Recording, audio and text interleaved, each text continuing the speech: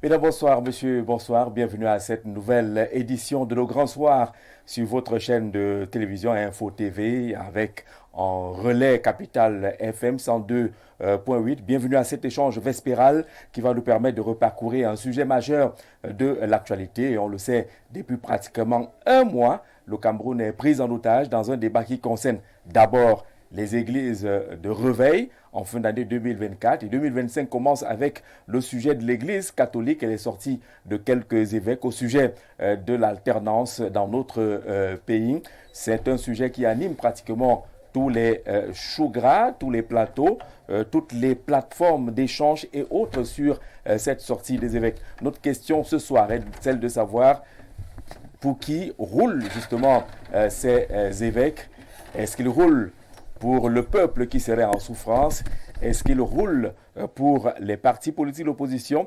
Ou alors c'est la voix de ces voix étouffées au sein du régime qui ne peuvent pas se prononcer sur la candidature ou pas du président national du RDPC, le président Paul Biya. Ce sera avec nos invités qui commencent déjà à s'installer. On vous dit merci, mesdames et messieurs, d'être fidèles à nos programmes. Et on va commencer par celui qui n'est pas habitué de nos plateaux. C'est avec beaucoup de plaisir que nous l'accueillons, Maître Eyouk Paul Roger.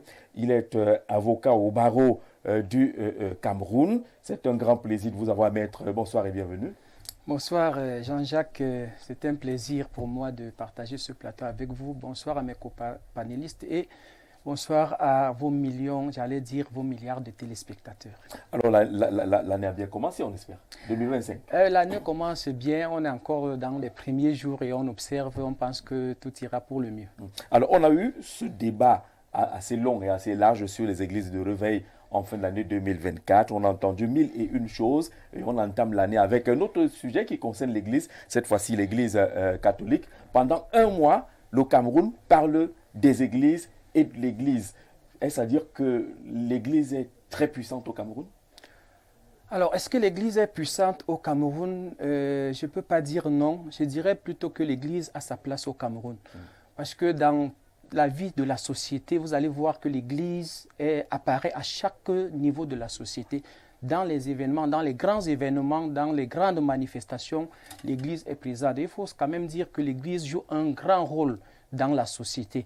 Aujourd'hui, il y a la dépravation des mœurs, il y a ces problèmes qui minent la jeunesse. Donc, je pense que l'Église a une place prépondérante, ou alors devrait avoir une place prépondérante parce qu'elle a un rôle à jouer. Alors, maintenant, vous avez parlé de l'église des églises de réveil avec la fameuse, je crois, correspondance ou intervention du MINAT. Je pense que le ministre de l'administration territoriale est dans son rôle parce que, même si parfois on trouve ça un peu exagéré, il est dans son rôle dans la mesure où les églises communément, légalement, ce qui sont appelés, n'est-ce pas, les associations religieuses, ont un cadre normatif. Et pour chaque église, ou alors chaque association religieuse devrait respecter, n'est-ce pas, ce cadre normatif. Moi, je pense que ce que les églises de réveil, en passant, j'ai parti à l'église de réveil, c'est que les églises de réveil devraient faire, c'est simplement se conformer, n'est-ce pas, au cadre normatif qui est le leur. Revenons maintenant sur ce qui nous réunit ce soir, à savoir l'intervention des évêques. Oui, on va arriver aux évêques, mais on veut savoir comment le Cameroun peut passer un mois en train de débattre sur les églises. Est-ce que c'est la diversion ou alors c'est la profondeur du sujet?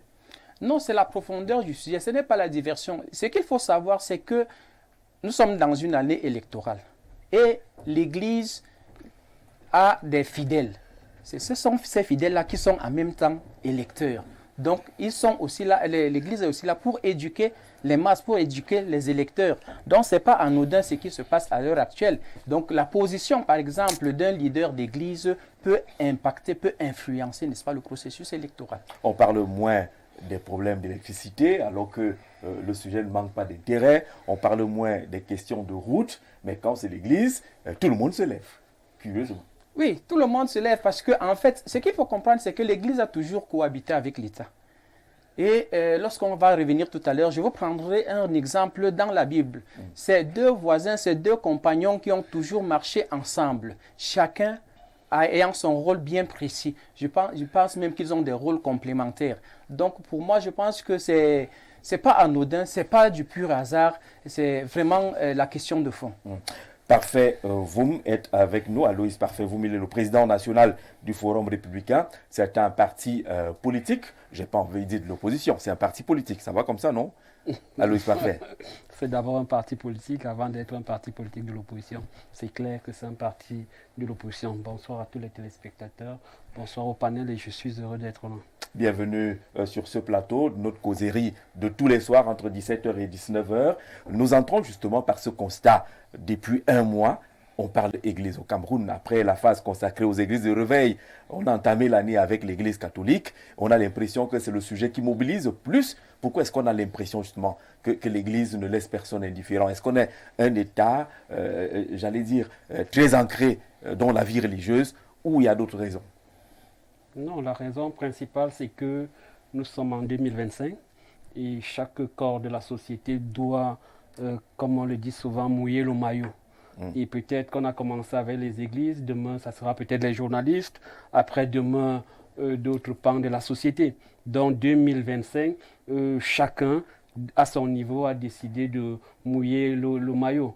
Maintenant, en parlant des églises de réveil, je suis d'accord pour une fois, même si je ne crois pas qu'elle sera appliquée de façon absolue, la décision du MINAT, parce que ce n'est pas la première fois. Et ensuite, il y a beaucoup de ponts. Laquelle qu'on fasse un peu de ménage, qu'on ferme certaines? Oui, qu'on ferme certaines, parce qu'elles font trop de bruit dans les quartiers. Ce n'est que ça? Les bruits? Non, c'est suffisant? Ce n'est pas seulement ça. Il y a d'autres facteurs dans ces églises. Si vous faites un peu l'audit de ces églises, vous constaterez un certain nombre de très mauvais comportements entre les épouses des uns des autres, entre ces bruits et puis le comportement des pasteurs ou ce qui en tient lieu. Il y a un nettoyage à faire là. Maintenant, ces églises aussi appartiennent à beaucoup de pontes du régime. Est-ce que le ministre aura la capacité de le faire? Je doute fort. Donc, à ce niveau, c'est important. Maintenant, il y a aussi des atouts dans plusieurs églises avec des inconvénients. Il y a des églises pour lesquelles, et dans mon programme, je pense que leurs principes doivent être utilisés. Parce que quand vous faites, par exemple, en médecine, vous faites des tests, par exemple, de VIH et que vous regardez l'obédience religieuse, vous constaterez que dans certaines, ceux qui viennent de certaines églises sont toujours VIH négatifs. Il faut se demander pourquoi est-ce que... C'est profond ce que vous dites. Oui, c'est profond. C'est une étude qui a été faite. Donc, à ce niveau, il faut se demander pourquoi est-ce que c'est comme ça. Quand vous faites le taux de diabète dans certaines églises, vous faites une étude, vous constaterez que dans certaines églises, le taux de diabète est assez bas, le surpoids, ainsi de suite. Il faut se demander qu'est-ce que ces gens prennent, quelle est leur conduite, pourquoi est-ce qu'on arrive à ce niveau. Donc il y a certaines églises vraiment qui, pour moi, semblent être des... Moi, je voudrais interroger le leader politique, le président d'une formation politique qui aspire à gérer le Cameroun. Si vous êtes président de la République aujourd'hui, comment est-ce que vous gérez ce dossier qui semble être brûlant, le dossier des églises? Non, c'est comme je suis en train de le dire. Ce n'est pas aujourd'hui que je l'ai mis comme point important dans mon programme, parce qu'il y a des églises, comme je l'ai rappelé, qui doivent nécessairement être fermées en raison du comportement qu'on rencontre dans ces églises. Il y en a qui demandent à être encouragés et il y en a qui aujourd'hui prennent à bras le corps le dossier des Camerounais et des citoyens. Vous avez l'église catholique qui monte au créneau ces jours-ci, c'est important. Et à contrario, vous avez d'autres églises qui sont indifférentes. Il faut vraiment donner de la valeur à celles qui s'occupent des citoyens. Donc c'est un dossier important. Les problèmes de foi, vous savez, les problèmes de foi, il faut s'y pencher et surtout éduquer les populations par rapport aux religions auxquelles ils adhèrent. Parce que certains, ils vont là simplement avec la foi, sans réfléchir. On vous dit seulement que Salomon était comme ça, Jésus était comme ça, ainsi de suite. Et vous entrez dans ces affaires sans le moindre recul. Et parfois, on vous dit, il faut aller enlever l'argent dans la banque parce que le pasteur a envie pour donner à Dieu, alors que ça revient parfois aux hommes. Donc, tout ça, il faut réglementer. Et le gouvernement devrait, avec ses services de renseignement, s'assurer que voilà, telle église est comme ça ou telle autre. Je peux vous prendre quelques exemples. Il y a des églises où carrément on vous dit, on vous demande votre enfant, on vous demande votre neveu, et puis des gens adhèrent, ils le font parce qu'on leur fait croire que c'est une volonté divine. Et aujourd'hui, on a toutes les conséquences. On a des femmes qui abandonnent leur foyer parce qu'elles vont dans les églises. On a des hommes qui parfois se mettent à tuer des enfants parce qu'on leur dit que c'est la volonté divine, ainsi de suite. Tout ça demande à être réglementé. Mais une fois de plus, c'est dans un environnement clair de la loi, de la Constitution, où les gens respectent vraiment ce qui est dit. Maître Runavou, c'est quand même une peinture assez sombre qu'il présente dans l'église. Alors, je ne suis pas très d'accord avec le président. Je pense que la solution des églises n'est pas au niveau de fermer les églises. Je pense que d'abord, il faut que l'État puisse investir ou alors se rassurer de la formation de ceux qui dirigent les églises. Parce que c'est un véritable problème. Et il faudrait que ceux qui dirigent les églises soient formés. Parce que le rôle de l'église, le rôle premier de l'église, c'est le salut de l'âme. C'est de conduire, nous tous nous espérons, à une vie éternelle, à une vie auprès de Dieu. C'est pour ça que nous allons à l'église, pour apprendre les principes de Dieu, pour vivre selon les principes de Dieu, pour les mettre en pratique. Et je pense que si on ferme les églises, qu'est-ce qu'on va faire des bars? Qu'est-ce qu'on va faire des boîtes de nuit? Qu'est-ce qu'on va faire de tous ces lieux? Qu'est-ce qu'on va faire de tous ces lieux? Moi, je pense que l'église a un rôle à jouer, un rôle prépondérant d'ailleurs. Sauf que dans le fonctionnement quotidien, c'est là où il faut aller interroger. Comment est-ce que ça se passe? Certains tares ont été relevés par mon copanéliste. Certains tares sont fondés dans ce qu'il dit. Mais sauf qu'il faut voir comment est-ce qu'il faut réglementer. Ou alors, parce que quand vous prenez la loi de 1990 sur la liberté d'association, et lorsqu'on parle des associations religieuses, vous allez voir vraiment que on n'est pas allé au fond de cette loi-là pour dire comment est-ce qu'une église doit fonctionner au quotidien.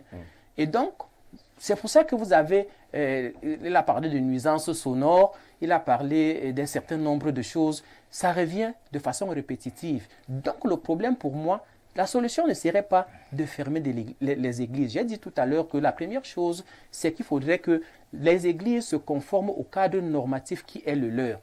Parce que, voyons, partout on voit quand même des églises qui naissent, mais il faudrait quand même qu'on se rassure que juridiquement, ces églises sont assises sur un fondement légal. Il y a un dossier à composer, il y a une procédure à suivre.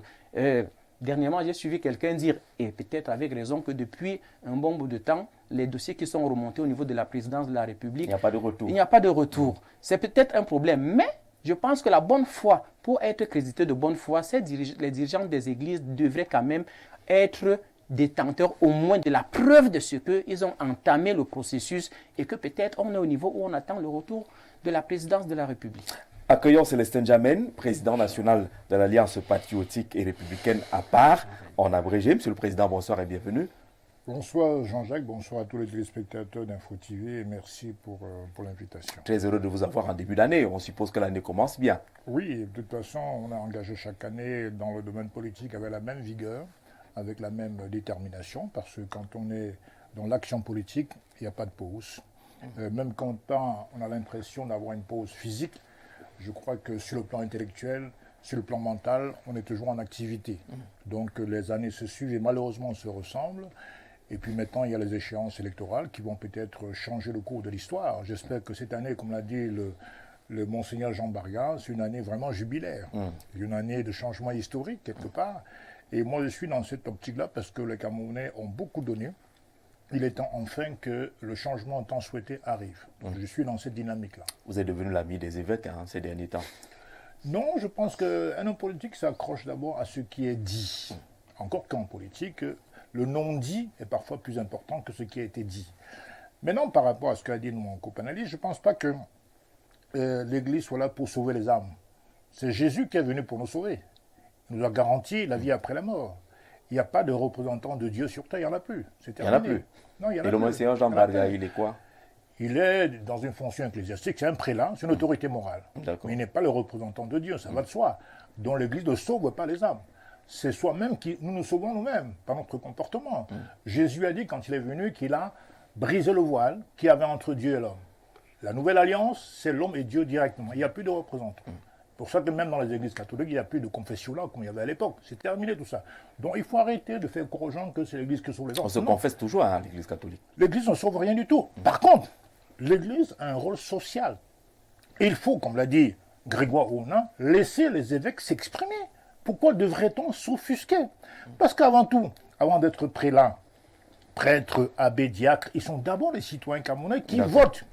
Ils ont un droit d'opinion sur le fonctionnement de l'État et sur l'action politique. Mais la question d'entrée était celle de savoir comment, pendant un mois, le Cameroun ne peut parler que Église. Église de réveil hier, Église catholique aujourd'hui, et on voit que c'est un engouement total.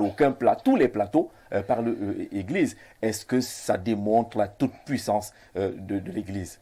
L'Église, depuis 2000 ans, encore qu'il faut séparer l'Église catholique et les églises pentecôtistes. Ça n'a rien à voir. Les églises pentecôtistes arrivent au Cameroun dans les années 91. Et puis c'est devenu progressivement des boutiques spirituelles. Des boutiques spirituelles? Absolument, qui font du vrai business. Ça va, ça passe? Qui font du vrai business. Ça va, ça? Non, c'est pas. Je reviendrai tout à l'heure. Ça va pas passer. Je veux savoir si tu peux avaler cela. Parce que je voudrais que les gens comprennent qu'il y a l'Église catholique qui est vieille depuis de 2000 ans. Qui n'est pas une boutique alors? Qui n'est pas une boutique parce qu'ils ne recrutent pas. Ils ne recrutent pas. Les églises réveillées, elles recrutent. Elles ont des méthodes de marketing d'entreprise. Et elles reçoivent beaucoup d'argent. Les pasteurs sont quand même relativement riches, ou alors dans un niveau moyen de richesse.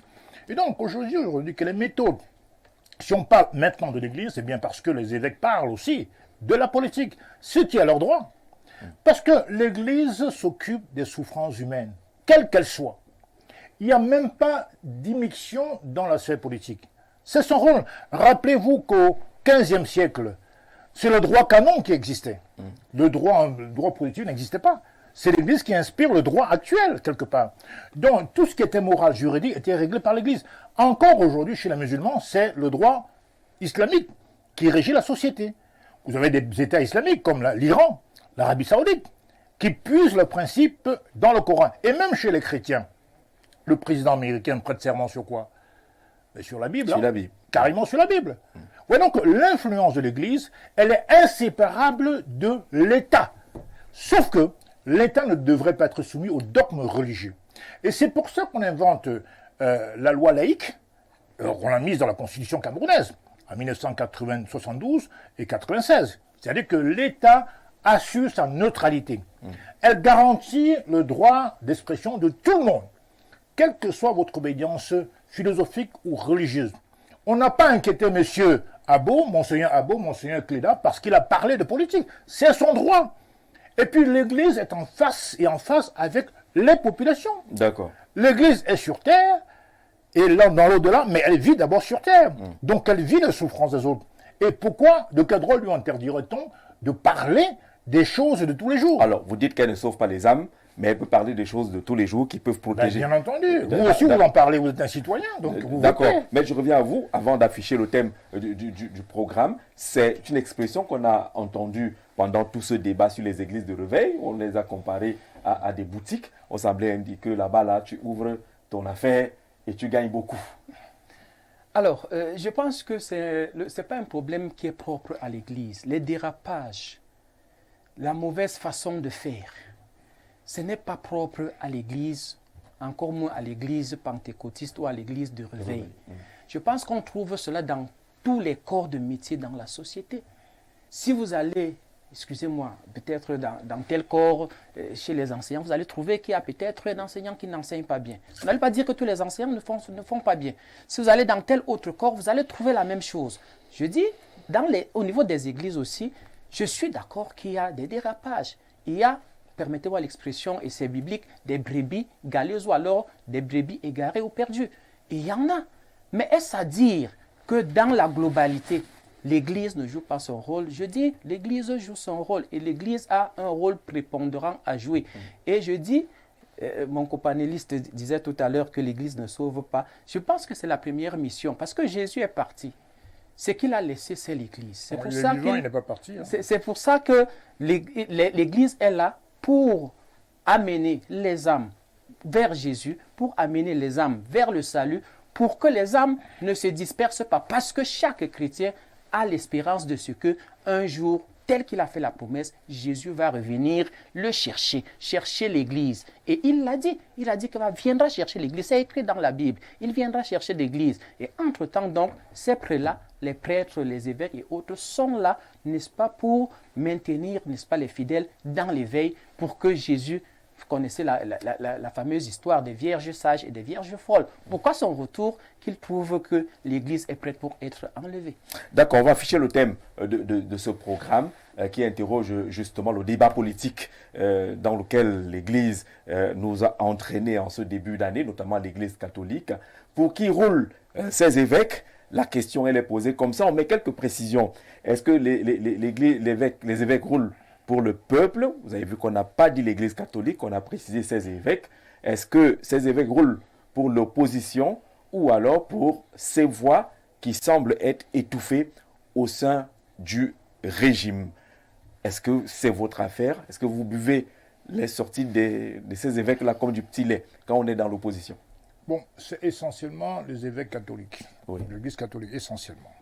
Bon, maintenant, quand je lis votre intitulé, il faut savoir qu'en français, la langue est très dynamique. On dit « je roule pour Jean-Jacques Zé ».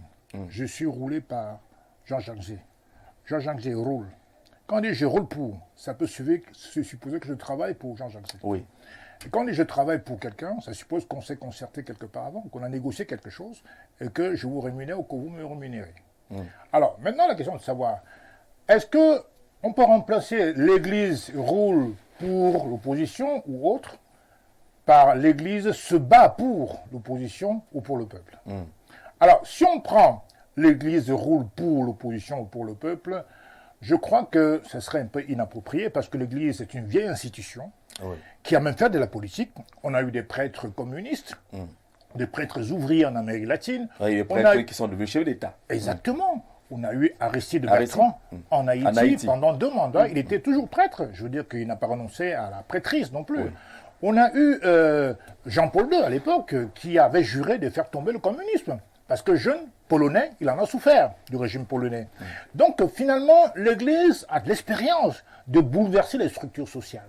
Dans ce cas-là, elle ne peut pas être manipulée par l'opposition ou par je ne sais quelle institution. Elle peut donner un coup de main. Elle peut donner un coup de main, mais sans concertation préalable.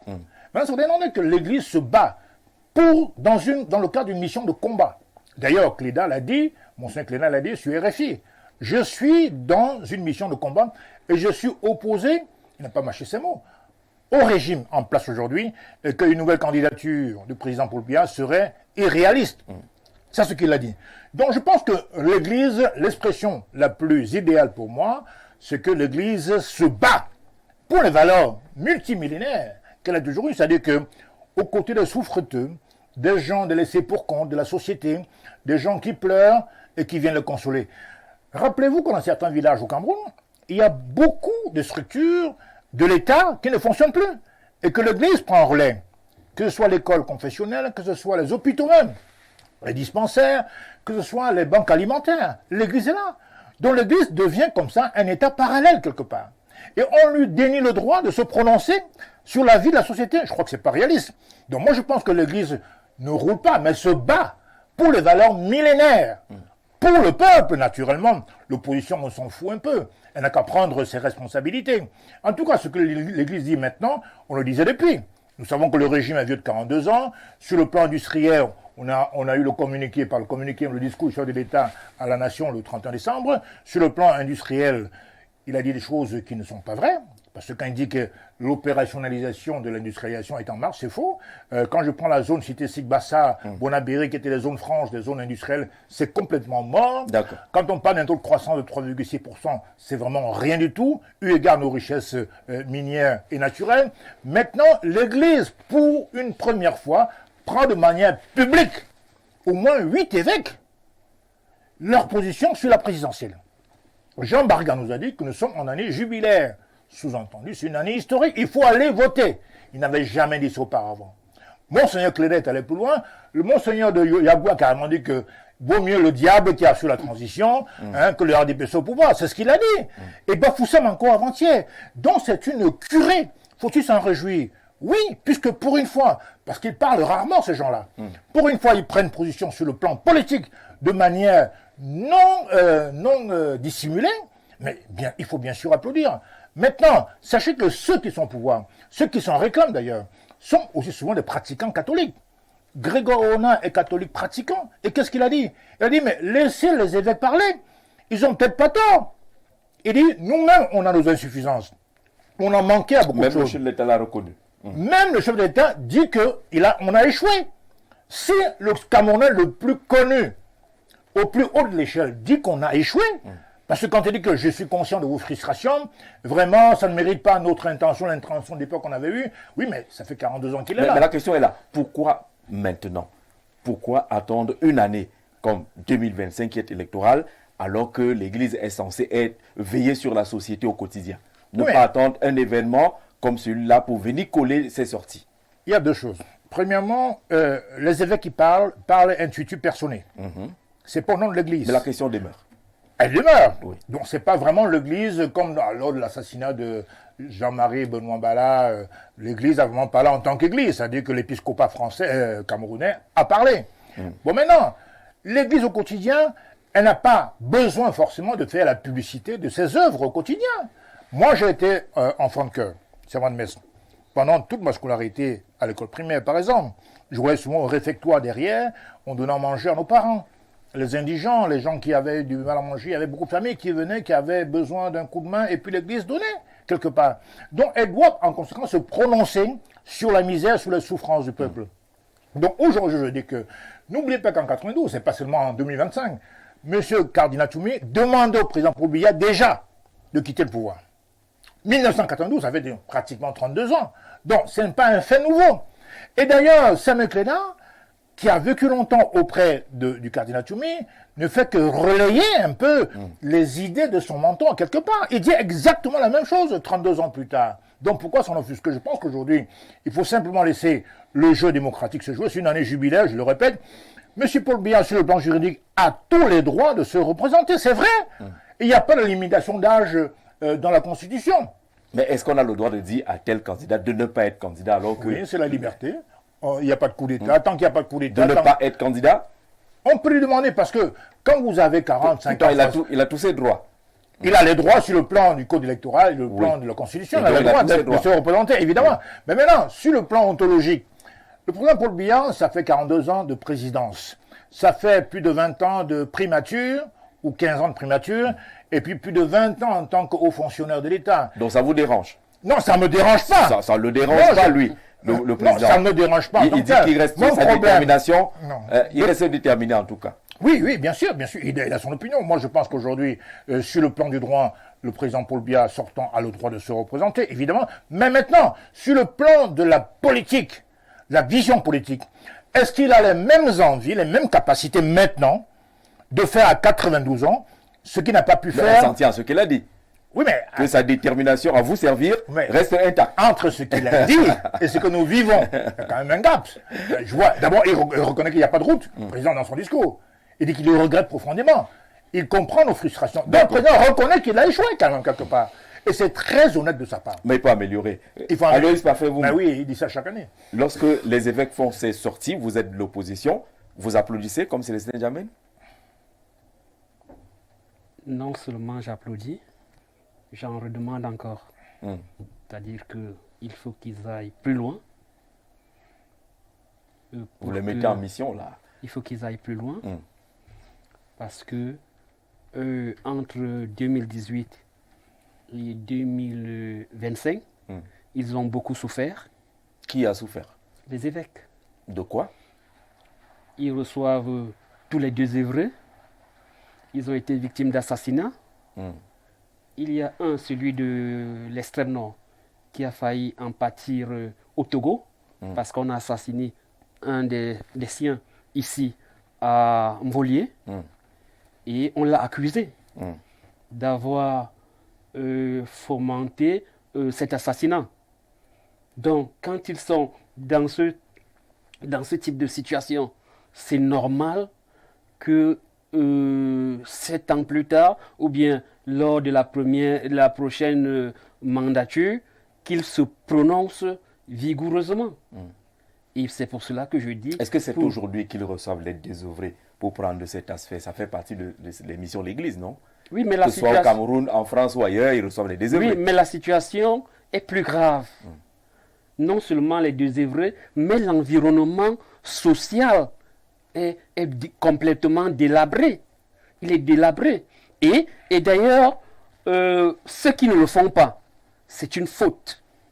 C'est-à-dire que si les églises de réveil ne montent pas au créneau, si les musulmans ne montent pas au créneau, si le PC ne monte pas au créneau, c'est un problème. Vous voulez qu'ils regardent la société à travers vos yeux? Pas seulement à travers nos yeux, tout le monde le vit. Tout le monde le vit. Et vous ne pouvez pas avoir des fidèles comme vous l'espérez si ils n'ont pas le minimum. S'ils ne peuvent pas nourrir leur famille, s'ils ne peuvent pas envoyer leurs enfants à l'école, s'ils ne peuvent pas avoir l'électricité, l'eau, qu'est-ce qu'ils viendront faire à l'église? Ils ne viendront pas. Parce qu'ils vont vous dire qu'ils ont des problèmes, même payer le taxi. Et c'est pour cela qu'ils doivent être des acteurs. Vous êtes déjà allé à la cathédrale un dimanche? À la cathédrale, Yaoundé, un dimanche. Vous passez par là? Oui, je passe par là. Vous pouvez compter le nombre de désœuvrés qui entrent? Ils sont on a l'impression que c'est le paradis, hein? Oui. Véhicules. Oui. Et là, la quête est énorme. Oui. Il y a au moins 4-5 quêtes qui sont organisées. J'ai l'impression qu'eux là, ils ne savent pas qu'il y a des désœuvrés là-bas. Oui, et c'est aussi le rôle de l'Église d'excommunier ceux qui, dans les apparences, présentent ce type de choses sans toutefois vouloir changer la condition des autres. Parce qu'effectivement, quand vous arrivez à la cathédrale, vous avez l'impression que c'est le paradis. Parce que, justement, ce sont ceux qui nous gouvernent pour la grande majorité qui viennent là et qui présentent ce type de biens. Donc c'est pour cela que parfois certains archevêques se discutent ou bien se disputent les célébrations à la cathédrale. Parce que là-bas, il y a ceux qui nous gouvernent qui y vont. Et c'est un problème. Donc, est-ce qu'ils sont encore crédibles lorsque ces gens qui reçoivent tant de biens de ceux qui pourraient être problématiques dans la gouvernance, est-ce qu'ils sont encore crédibles de se lever 42 ans après pour dire que vous avez échoué? D'abord, ce n'est pas tous les évêques qui le reçoivent. Et il y en a qui le reçoivent. Il n'est pas interdit que, parce que vous avez reçu, que vous ne critiquiez pas le système ou bien le pouvoir. Dire aujourd'hui au président Paul Biya de ne pas se représenter, c'est la chose la plus normale. Au-delà de la légalité. Au-delà de la légalité, il y a ce qu'on appelle le bon sens. Mais c'est pas démocratique. Il y a ce qu'on appelle le bon sens. Qu'est-ce qui est démocratique? C'est démocratique. Qu'est-ce qui est démocratique? Tout le monde est libre, jouissant de ses droits civiques, d'être candidat. Il ne vous revient pas de dire que tel ne doit pas être candidat ou pas. Oui, mais quand on regarde le bilan du président Biya de 2018, quand on regarde le bilan, oui, encore qu'il faut que ces élections soient libres et transparentes. Parce que rien que le son du nom du président Biya est déjà une fraude. Rien que le son, c'est déjà une fraude. Mais si je dis Paul Biya, mais si vous déjà dans nos communautés, c'est pas la fraude. C'est déjà une fraude malheureusement parce que vous voyez actuellement il n'y a personne pour le remplacer. Tout le monde se cache derrière lui, une bande de lâches à la limite qui se cache derrière lui. Non, ce qu'on demande justement, c'est que les élections soient libres et transparentes. Mais le nom Paul Biya égale non-transparence, égale fraude, égale non-liberté des expressions. C'est pour cela que tout le monde, on aurait pu, vous imaginez que à 92 ans, mes parents ont... Pour ma mère, elle a à peu près 67 ans, mon père 74 ans, mais tenir la famille aujourd'hui devient difficile pour eux. Quand j'arrive chez moi à Lolodorf, à Mougué, tous ceux qui ont plus de 85 ans, c'est à peine s'ils parlent. Et c'est pas différent. Alors, si vous avez quelqu'un de 92 ans qui parle, c'est une grâce. Non seulement aujourd'hui, pour le présenter, c'est difficile. Pour qu'ils tiennent les conseils des ministres, c'est difficile. Pour qu'ils tiennent les conseils à la cour du conseil de la supérieur de la magistrature. Il n'arrive plus les conseils. Non, c'est pour vous dire, même à l'EMIA, pour les cérémonies, les finales de Coupe du Cameroun, les déplacements, la guerre au nord-ouest, 7 ans, 8 ans, il n'a pas mis ses pieds, Monsieur Jean-Jacques Zé. C'est ce qu'on appelle la méthode BIA. Non, c'est pas la méthode BIA. Ça, c'est l'esbrouf. On dit que c'est la méthode. Non, c'est une mauvaise méthode et pour laquelle, aujourd'hui, les évêques ont décidé, pensé. Ils ont le droit de décider. Oui, ils estiment que pour le bien de la nation, il faut dire quelque chose. Ils l'ont dit.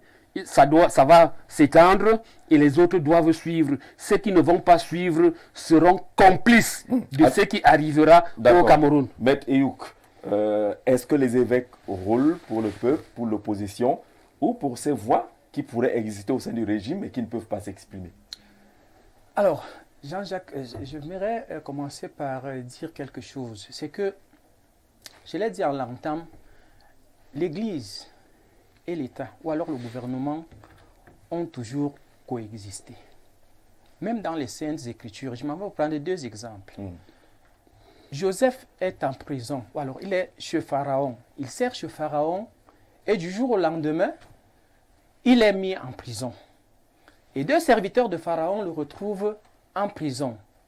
Ils ont chacun un rêve et ils sont anxieux. Et Joseph s'approche d'eux et explique le rêve. Quelque temps après, les 2 sortent, il y a un qui est guillotiné et l'autre qui retrouve ses fonctions auprès de Pharaon.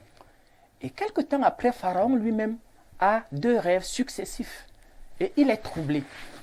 Alors, il appelle tous les magiciens du pays. Ça, c'est dans le livre de Genèse. Et personne ne peut expliquer. Et son serviteur qui était en prison, lui dit, en prison, il y a un jeune hébreu qui interprète les songes, qui interprète les rêves. C'est comme ça qu'on fait venir Joseph. Il interprète le rêve de Pharaon et c'est comme ça que Pharaon confie à Joseph une partie de la direction du pays, comme ça que Joseph devient gouverneur en Égypte. Le deuxième exemple est plus clair. Il s'agit de Samuel qui était le prophète et de Saül. Lorsque Samuel s'en va chercher les ânesses de son père qui s'appelait Kist, il part, il rencontre Samuel. Il s'entretient avec Samuel, il dort chez Samuel et au moment de partir le lendemain, Samuel, qui était divinement averti, lui dit, tu ne vas pas partir comme ça. Il va prendre une fiole et l'oindre. Et une fois rentré, il sera proclamé sur la place publique comme le roi d'Israël. Et quelque temps après, le même Samuel va aller en guerre. Dieu va lui dire, comme tu vas en guerre, il faut dévouer tout par interdit. Ça veut dire qu'il ne faut prendre rien. Il ne faut pas seulement tuer les guerriers, mais tout ce qu'ils ont, il faut mettre ça de côté, il faut dévouer par interdit. Ce que Saül va faire, c'est qu'il va choisir les veaux gras, les bœufs et autres. Donc, il ne va pas faire ce que Dieu va lui dire. Et quand il rentre, Samuel qui était divinement averti, va lui demander, qu'est-ce que tu as fait?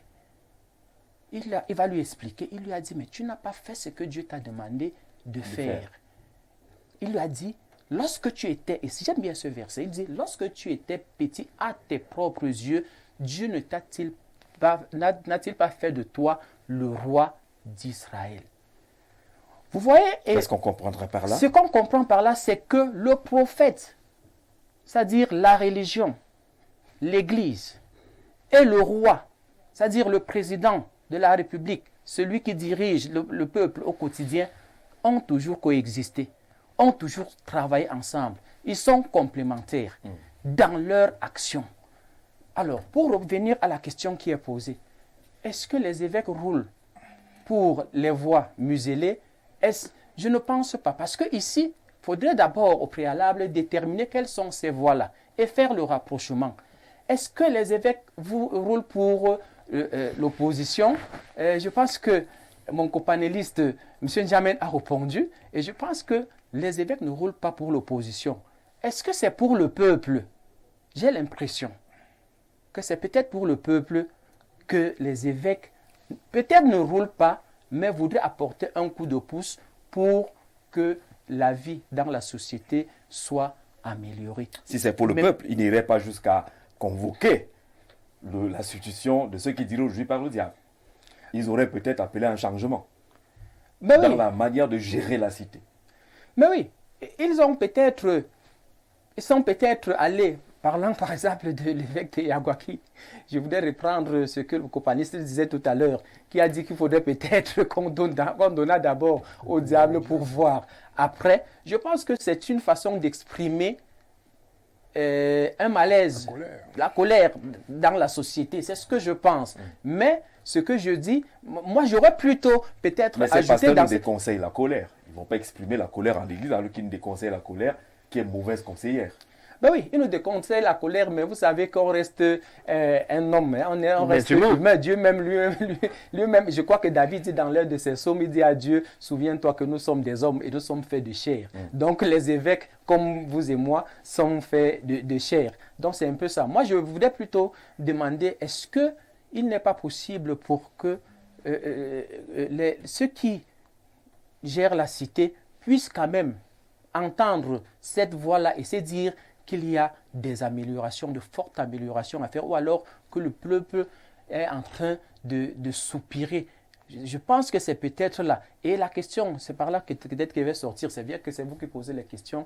Est-ce que dans ce que disent les évêques, on ne pouvait pas se poser la question, est-ce que ce n'est pas Dieu qui parle? Parce que très souvent, Dieu parle par ses serviteurs.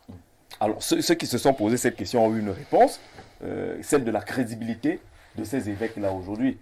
Est-ce que parler de l'appauvrissement du peuple aujourd'hui, un évêque est bien placé pour le faire lorsque les exemples sont cités, l'école est chère chez eux, l'université est chère, tout est payé. La seule chose qui est gratuite à l'église catholique, c'est la dernière onction.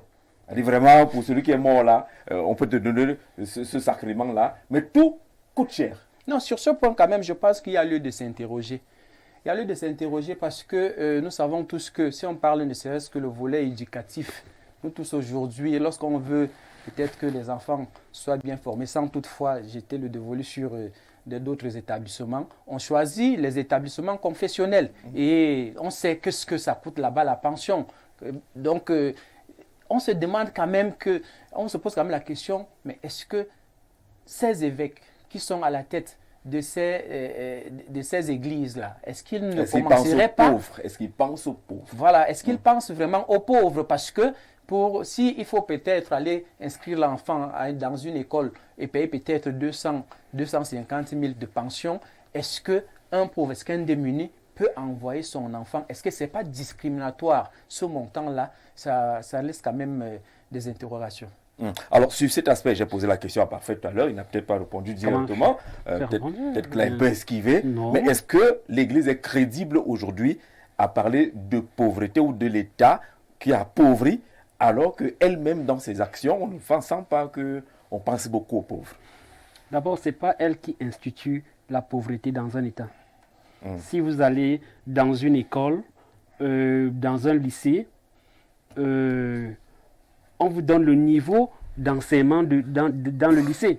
Si vous allez dans une école confessionnelle, vous avez une meilleure formation parce qu'il y a un environnement et certainement parce que vous payez plus cher.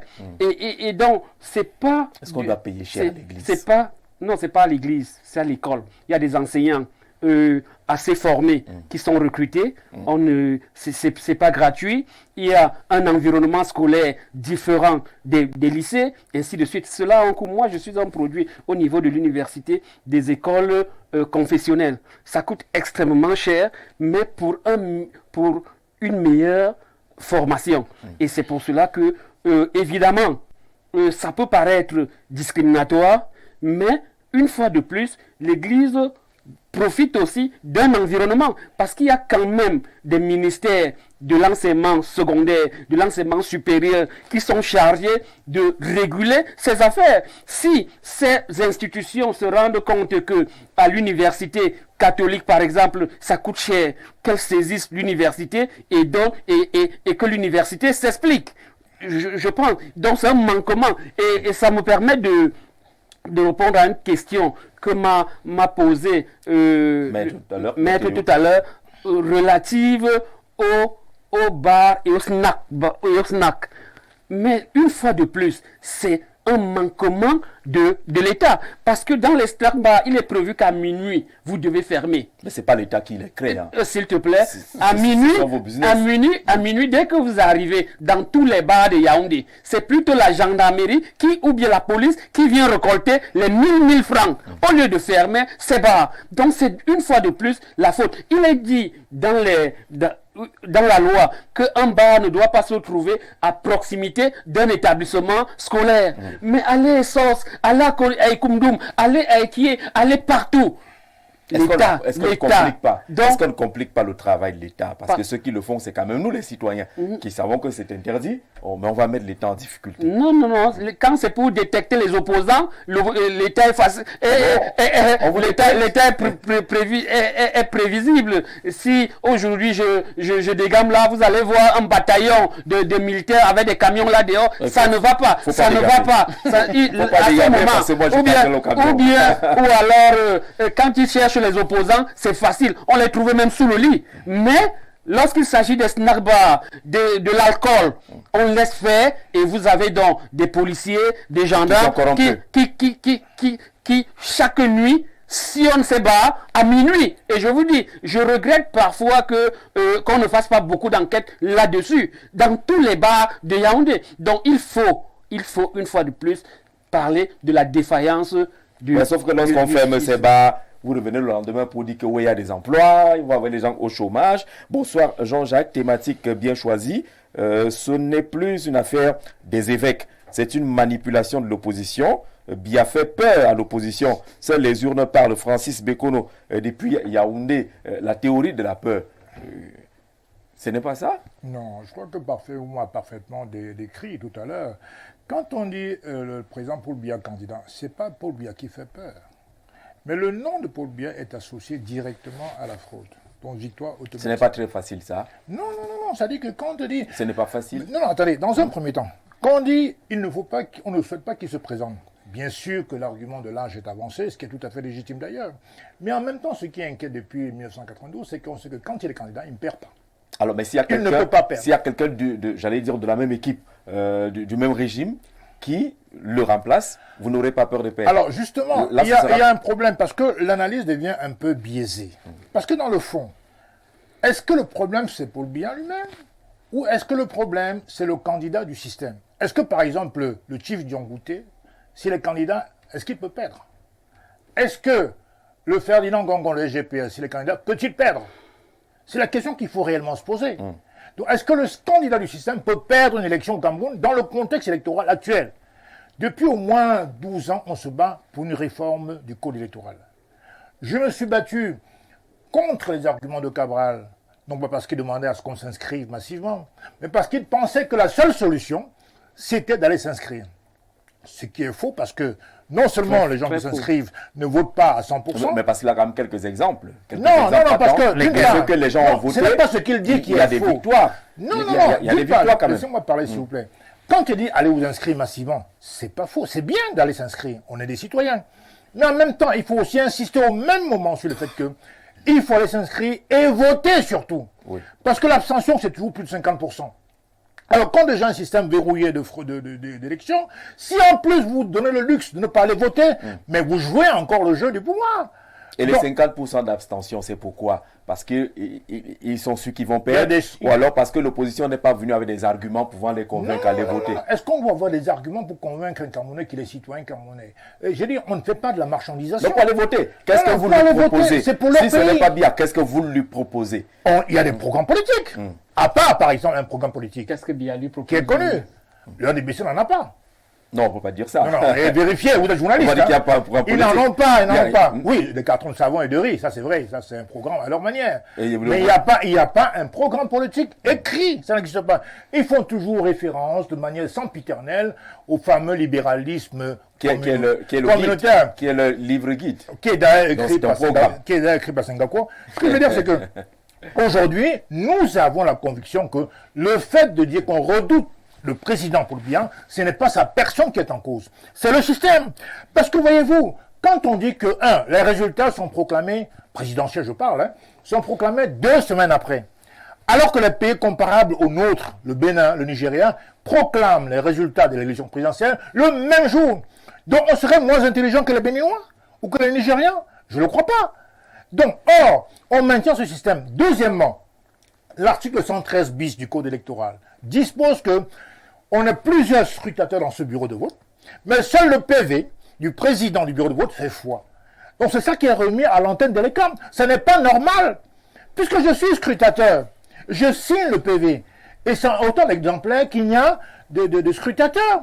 Pourquoi seul le PV du président du bureau de vote, qui généralement est d'obédience sur RDP6, fait foi? Il y a Mais autant... vous l'avez signé. Mais je le signe. scrutateur Mais, l'a je signé. mais arrivé à l'antenne On de ne l'a l'ECAM... pas changé. Non, non, non. Parce que- Justement, il peut changer. Là, c'est une supposition. Ah si, non, non, non, je l'ai vu. En Là, c'est 2013. une supposition. Ah non, non, non, On non, va non, lancer des je l'ai débats parce qu'on vécu. n'a pas- Non, je l'ai On n'a vécu. pas l'élément. Non, On n'a non, pas non, l'élément non. Je vous qui parle prouve d'une qu'il a histoire, été changé. une histoire vécue, Jean-José. Moi, j'étais superviseur du centre de Daïdo en 2013. Élection municipale et législative. Qu'est-ce qui se passe? Je suis dans un bureau de vote, je fréquente tous les bureaux de vote. Quand je vois qu'il n'y a pas d'affiche sur une porte, un bureau de vote, je dénonce, on arrête le vote dans ce bureau-là. À la fin, je reprends tous les PV de mes scrutateurs. On va dans la fourgonnette à l'antenne de Bali. Qu'est-ce qui se passe? On attend minuit, 1h du matin, c'est vers 2h du matin que la dame sort pour prendre les PV. En attendant, tous les représentants sont partis. Il y avait un seul représentant. Non, justement. Il faut surveiller La loi devait les protéger. Il faut Non, surveiller non, le la loi devait les Parce qu'il protéger. part. Alors, moi, j'étais le seul représentant de l'opposition SDF à l'époque. Oui. Et je vois un monsieur sortir de son enveloppe, le PV, puisqu'il est président du bureau de vote. Et la loi lui octroie le droit de présenter seul ce PV. Et en même temps, la loi dispose que l'enveloppe devrait être hermétiquement fermée quand on le remet à l'antenne. Non seulement c'est pas fermé, il sort donc le PV, il sort son encre liquide, il y a un petit tube là, l'encre liquide, il change carrément les résultats.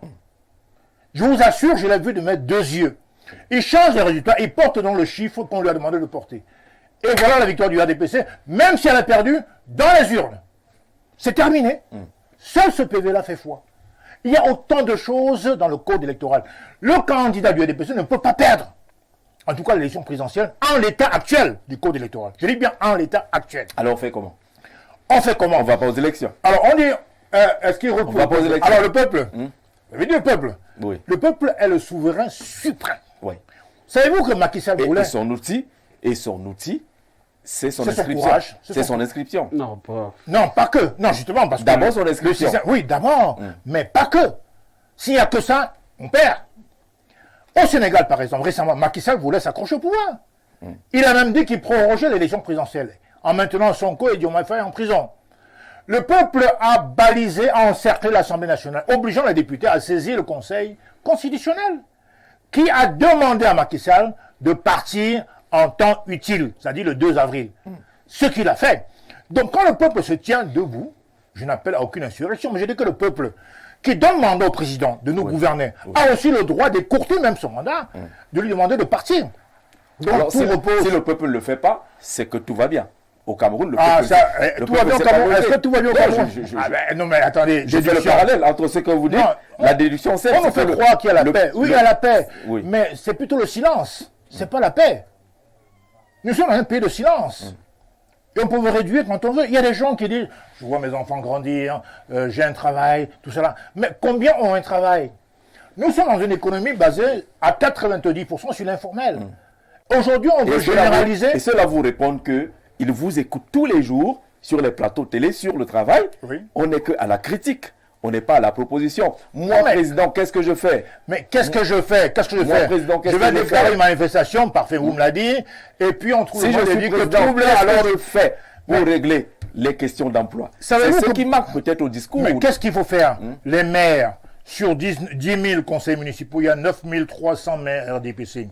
Ils ne font rien pour attirer les richesses sur les communes. Or, la richesse est créée par les entreprises privées, c'est pas par l'État. L'État ne peut pas créer la richesse par définition.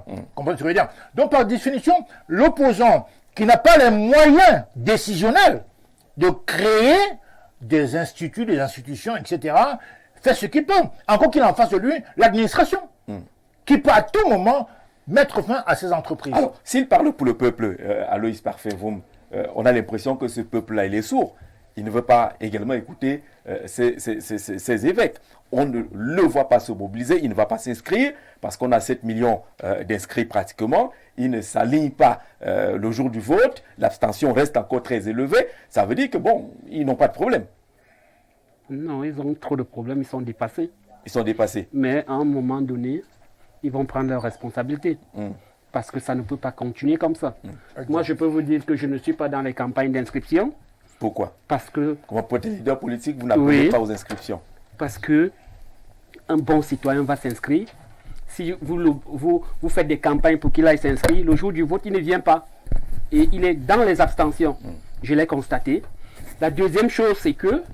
Et ce n'est pas parce qu'on n'avait rien à lui proposer. Non, non. Si vous ne partez pas appeler les gens avec vos propositions à aller s'inscrire, ils vont aller s'inscrire pour quel intérêt?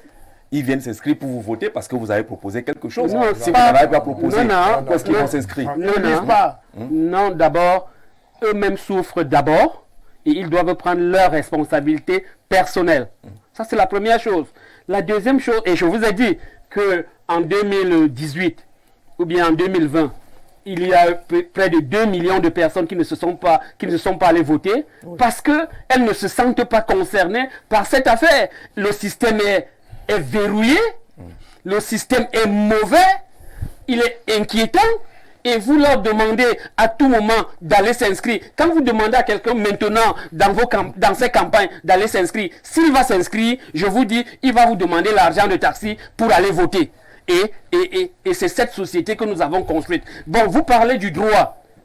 Je vous rappelle qu'en Tunisie, quelqu'un avait 95% et puis le peuple l'a débarqué.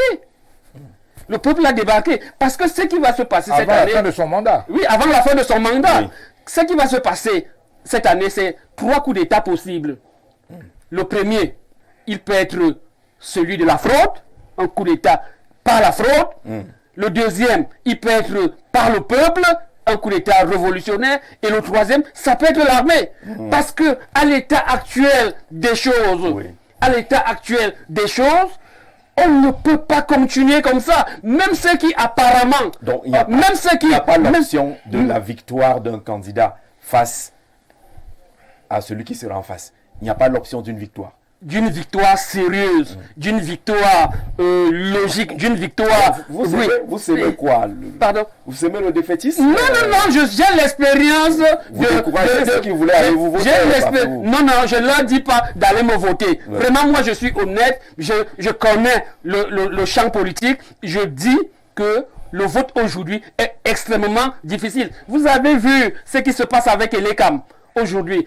On ne fait que tourner autour de 7 millions d'inscrits. Inscrivez-vous. Non. Je n'envoie plus les gens à l'abattoir pour aller s'inscrire et quand ils reviennent, ils trouvent les mêmes résultats. Et les CAM seuls étaient capables de surveiller les votes. C'est-à-dire qu'on n'a pas besoin d'avoir un représentant à Kolofata, l'avoir à Lolodov, s'il te plaît, à Lolodov, et les CAM dans un bureau de vote. S'il était une institution neutre, suffirait pour que ce jour-là, il sorte son résultat, qu'on l'accepte. Mais ce qu'il fait, c'est qu'il est là, complaisant avec l'administration, complaisant avec les chefs de quartier, et l'opposition se retrouve dans ces difficultés. D'accord. On est quand même d'accord que ce n'est pas Elekam qui fait la loi. Elekam est une institution qui obéit également aux lois qui sont là. Cette loi a prévu que les partis politiques... Ils doivent être indépendants. La loi a prévu que les partis politiques soient représentés. La loi a d'abord prévu qu'ils sont des hommes indépendants. S'il te plaît, parfait. Est-ce que c'est prévu? L'article 80 du code électoral prévoit que Elekam doit publier les listes électorales, c'est-à-dire des noms des individus, ou plutôt le 30 décembre. Oui, une liste Qu'est-ce nationale. qu'ils publient? Ça n'a pas été fait. Ils confondent le nom, le chiffre des inscrits à la liste. Vous n'avez pas vu la liste? Non, il n'y a pas de liste. Vous n'avez pas vu la liste? D'accord. Vous avez vu la liste? Non, je demande si vous n'avez pas vu la liste. Moi, je pose des questions. Vous n'avez pas vu la Non, liste? il n'y a pas de liste. Il y a quoi? Et ça, il y a le chiffre. Il y a les chiffres et puis il y a ce qu'ils appellent Alors, les listes. On dit la liste, ils sortent les listes dans les... C'est le chiffre qu'il a Il y a- Il n'y a pas de liste. Et les Camerounais nous regardent en ce moment, disent, Ah ben, c'est le ils chiffre. sont- Ou les listes, il ne faut pas donner. Tous Voilà, les, c'est le affichés, chiffre. les militants du RDPC, D'accord. les anciens Ils sont gouverneurs, affichés. les anciens ministres, les Là-bas, électeurs, ils sont inutiles, ils prennent de l'argent pour rien. Parfait, Pour vous- rien. Les 12 milliards qu'ils prennent là, c'est la gnognotte. Parfait, on ne va pas inventer de nouveaux On a quoi? Yaoundé Camerounais, 6 ou Yaoundé 5? Alors, Yaoundé vous 3. suivez ce débat. On doit aller à Yaoundé 3 voir les listes. Le débat, Et revendiquer? Non. d'accord. S'il n'y a pas de liste, vous êtes en droit de le pas revendiquer. savoir, oui. Vous êtes en droit de le revendiquer. Je veux savoir comment. Et les Camerounais nous expliquer pourquoi ils ne sont pas affichés. Merci Jean-Jacques. Pourquoi ils ne sont pas affichés? On accueille. Ah, Lucien, c'est notre faute.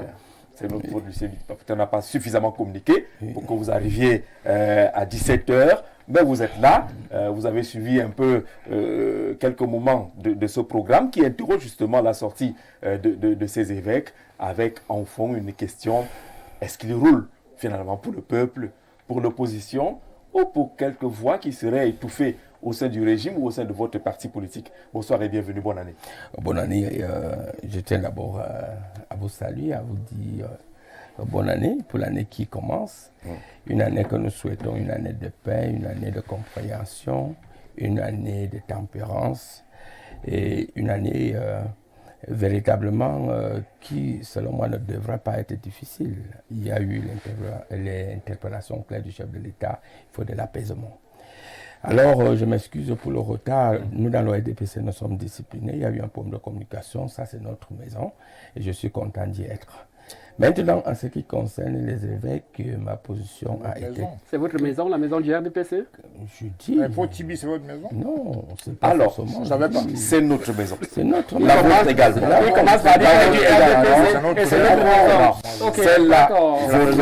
C'est la maison du... Puisque vous êtes là tout le temps, c'est notre maison. Non, tu as commencé par dire que InfoTV. RDPC, Pour reparler d'Info TV, c'est la maison où se vit la démocratie. Info TV n'est pas en cause du tout. Absolument. C'est le propos La démocratie se vit ici. Et donc, c'est la maison du RDPC, c'est la maison de la part, Ce n'est pas c'est la la vôtre, maison c'est la nôtre. justement de Voilà. tout le monde. Vous êtes chez vous ici et sentez-vous libre de vous exprimer. Alors, mais Sur je la voudrais question. dire sur la question des évêques, j'ai été très clair.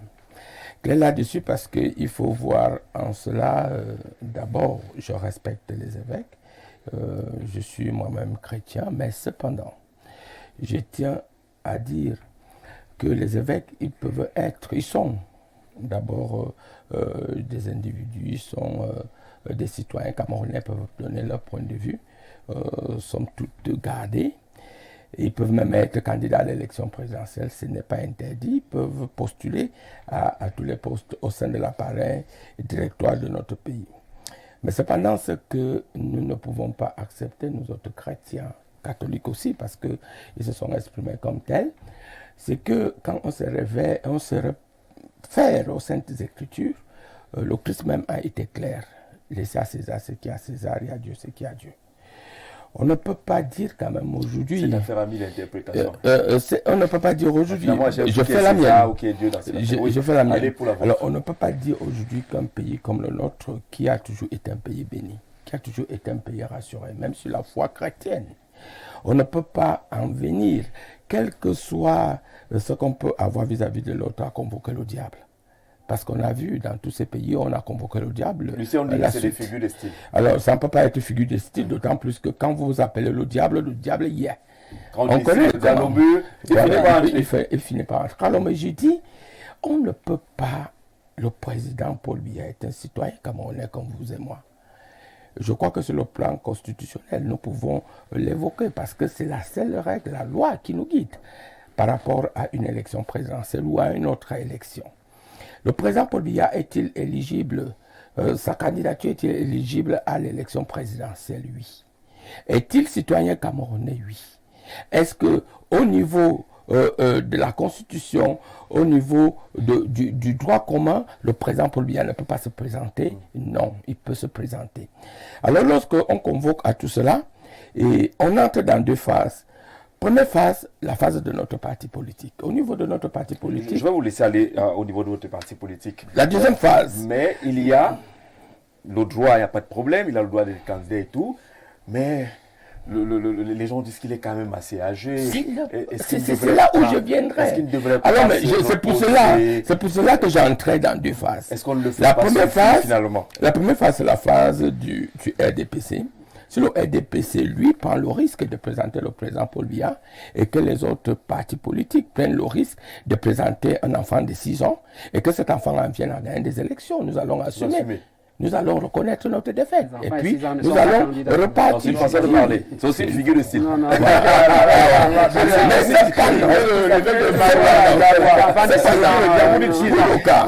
le cas actuel, je ne sais pas pourquoi les gens viennent à pleurer à la place du RDPC. C'est le RDPC qui devrait en être inquiété. Alors, mais si vous voyez toute cette agitation, je vois comment les gens pleurent. C'est parce que le président Paul Biya a fait peur à l'opposition. C'est parce qu'il n'y a pas une autre alternative au niveau de l'opposition. Si nous partons dans un concours, permettez un peu, si nous partons dans un concours au niveau du journalisme, tout en sachant que Jean-Jacques Zé, lui, il a fait journalisme, il me dépasse, je veux commencer dès le départ à invoquer le fait que Jean-Jacques Zé va tricher. Jean-Jacques Zé peut tricher, Jean-Jacques Zé n'est pas plus compétent, alors que je n'ai jamais fait journalisme, parce que je suis au préalable que vous serez meilleur que moi. Alors, mais après ça, je ne sais pas où est le problème. Le problème. Alors, vous avez une information, vous avez un mauvais exemple. Une information pendant que vous n'étiez pas là. Je fais un peu de Congo ça.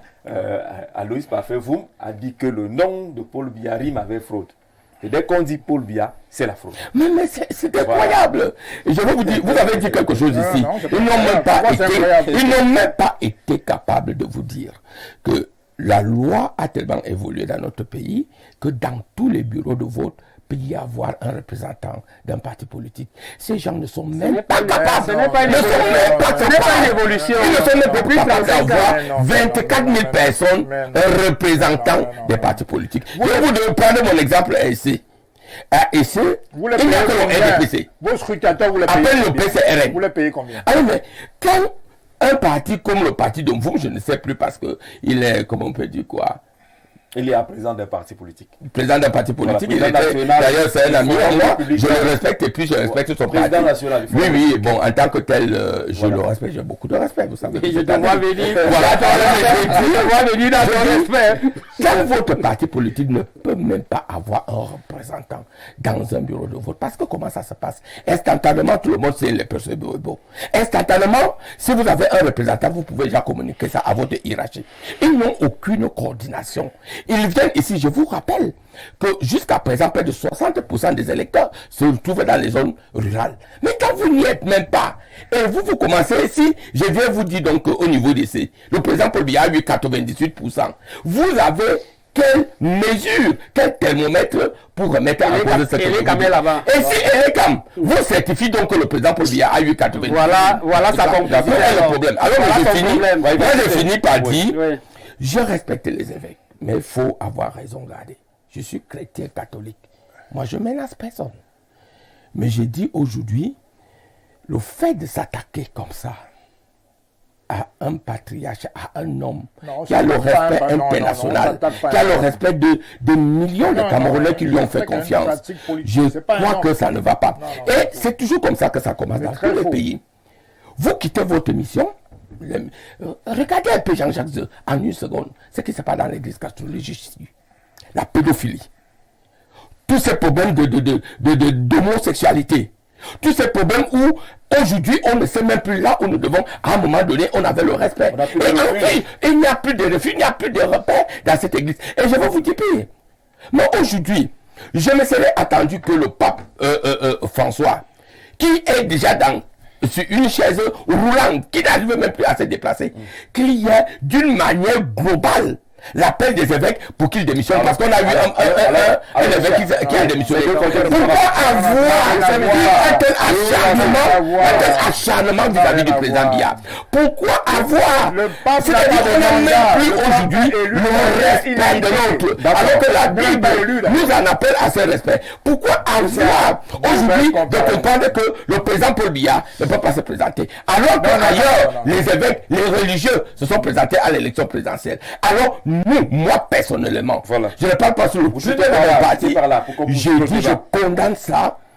Cette manipulation-là ne passera pas au niveau du Cameroun. D'accord. C'est vrai, pour commencer, pourquoi? Parce qu'aujourd'hui, vous avez pas pendant une heure de temps, j'ai dit, je ne sais pas. Aujourd'hui, j'ai dit, l'évêque, je le respecte. C'est la causerie. L'évêque, je le respecte. C'est un leader d'opinion, peut-être même spirituel, mais ce que je ne peux pas accepter, ce qu'on s'acharne contre une personne, ça peut être pour Biya comme ça peut être une autre personne. Alors, c'est pas acceptable, c'est inadmissible. Sauf, nous irons jusqu'au bout, parce que le président Paul Biya n'a jamais cédé à certaines manipulations, à certaines pressions. Nous irons jusqu'au bout. Il est le candidat du RDPC. Si lui-même, il nous dit qu'il n'est pas le candidat, nous irons jusqu'au bout. On vous a compris. Il a déjà dit. Maître, dans cette affaire, il revient toujours la notion de rôle ou parole de l'Église, rôle ou parole des évêques. Selon Lucien, ils ne sont pas dans leur rôle. Jamais n'est convaincu qu'ils sont dans leur rôle finalement. Avec votre regard et votre recul, est-ce qu'ils ont leur place, leur mot à dire dans la gestion de la cité? Alors, je crois que je remercie déjà M. Bidima parce que tout à l'heure, il a convoqué l'Église catholique, il a parlé de pédophilie, d'homosexualité et autres.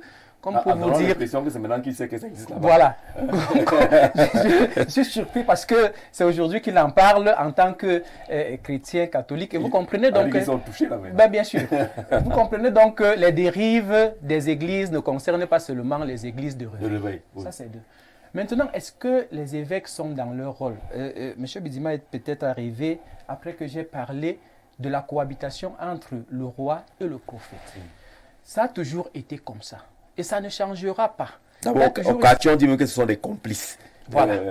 Ça a toujours été comme ça. Et il est même arrivé, lorsque vous lisez les Saintes Écritures, je sais que M. Bidima lit très bien la Bible, vous vous rendez compte qu'il y a des moments où un roi est confronté à des situations et il va vers le prophète, vers l'autorité religieuse pour demander conseil.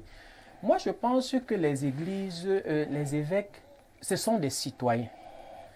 L'Église catholique contribue énormément dans l'évolution de la société, dans le développement. Nous allons parler tout à l'heure des écoles, nous avons parlé des hôpitaux, des dispensaires et j'en passe. Mais qui coûtent cher. Qui coûtent cher, peut-être même très cher. Il me vient même à l'esprit qu'à l'université, je pense que c'est un prêtre qui m'enseignait l'histoire des institutions politiques. Je pense que c'était le pasteur, le prêtre, l'abbé Ngongo. Voilà. Ouais. Donc, est-ce qu'on peut donc dire qu'ils peuvent contribuer de la sorte, mais ne pas avoir un mot à dire? Je pense que le préambule de la Constitution, et je sais que M. Bidima est respectueux de la loi et de la Constitution. Vous l'avez là sous les yeux. Je l'ai sous les yeux. Voilà. Le préambule a prévu, n'est-ce pas, la liberté d'expression. Je ne pense même pas que le président de la République soit contre le fait qu'on s'exprime.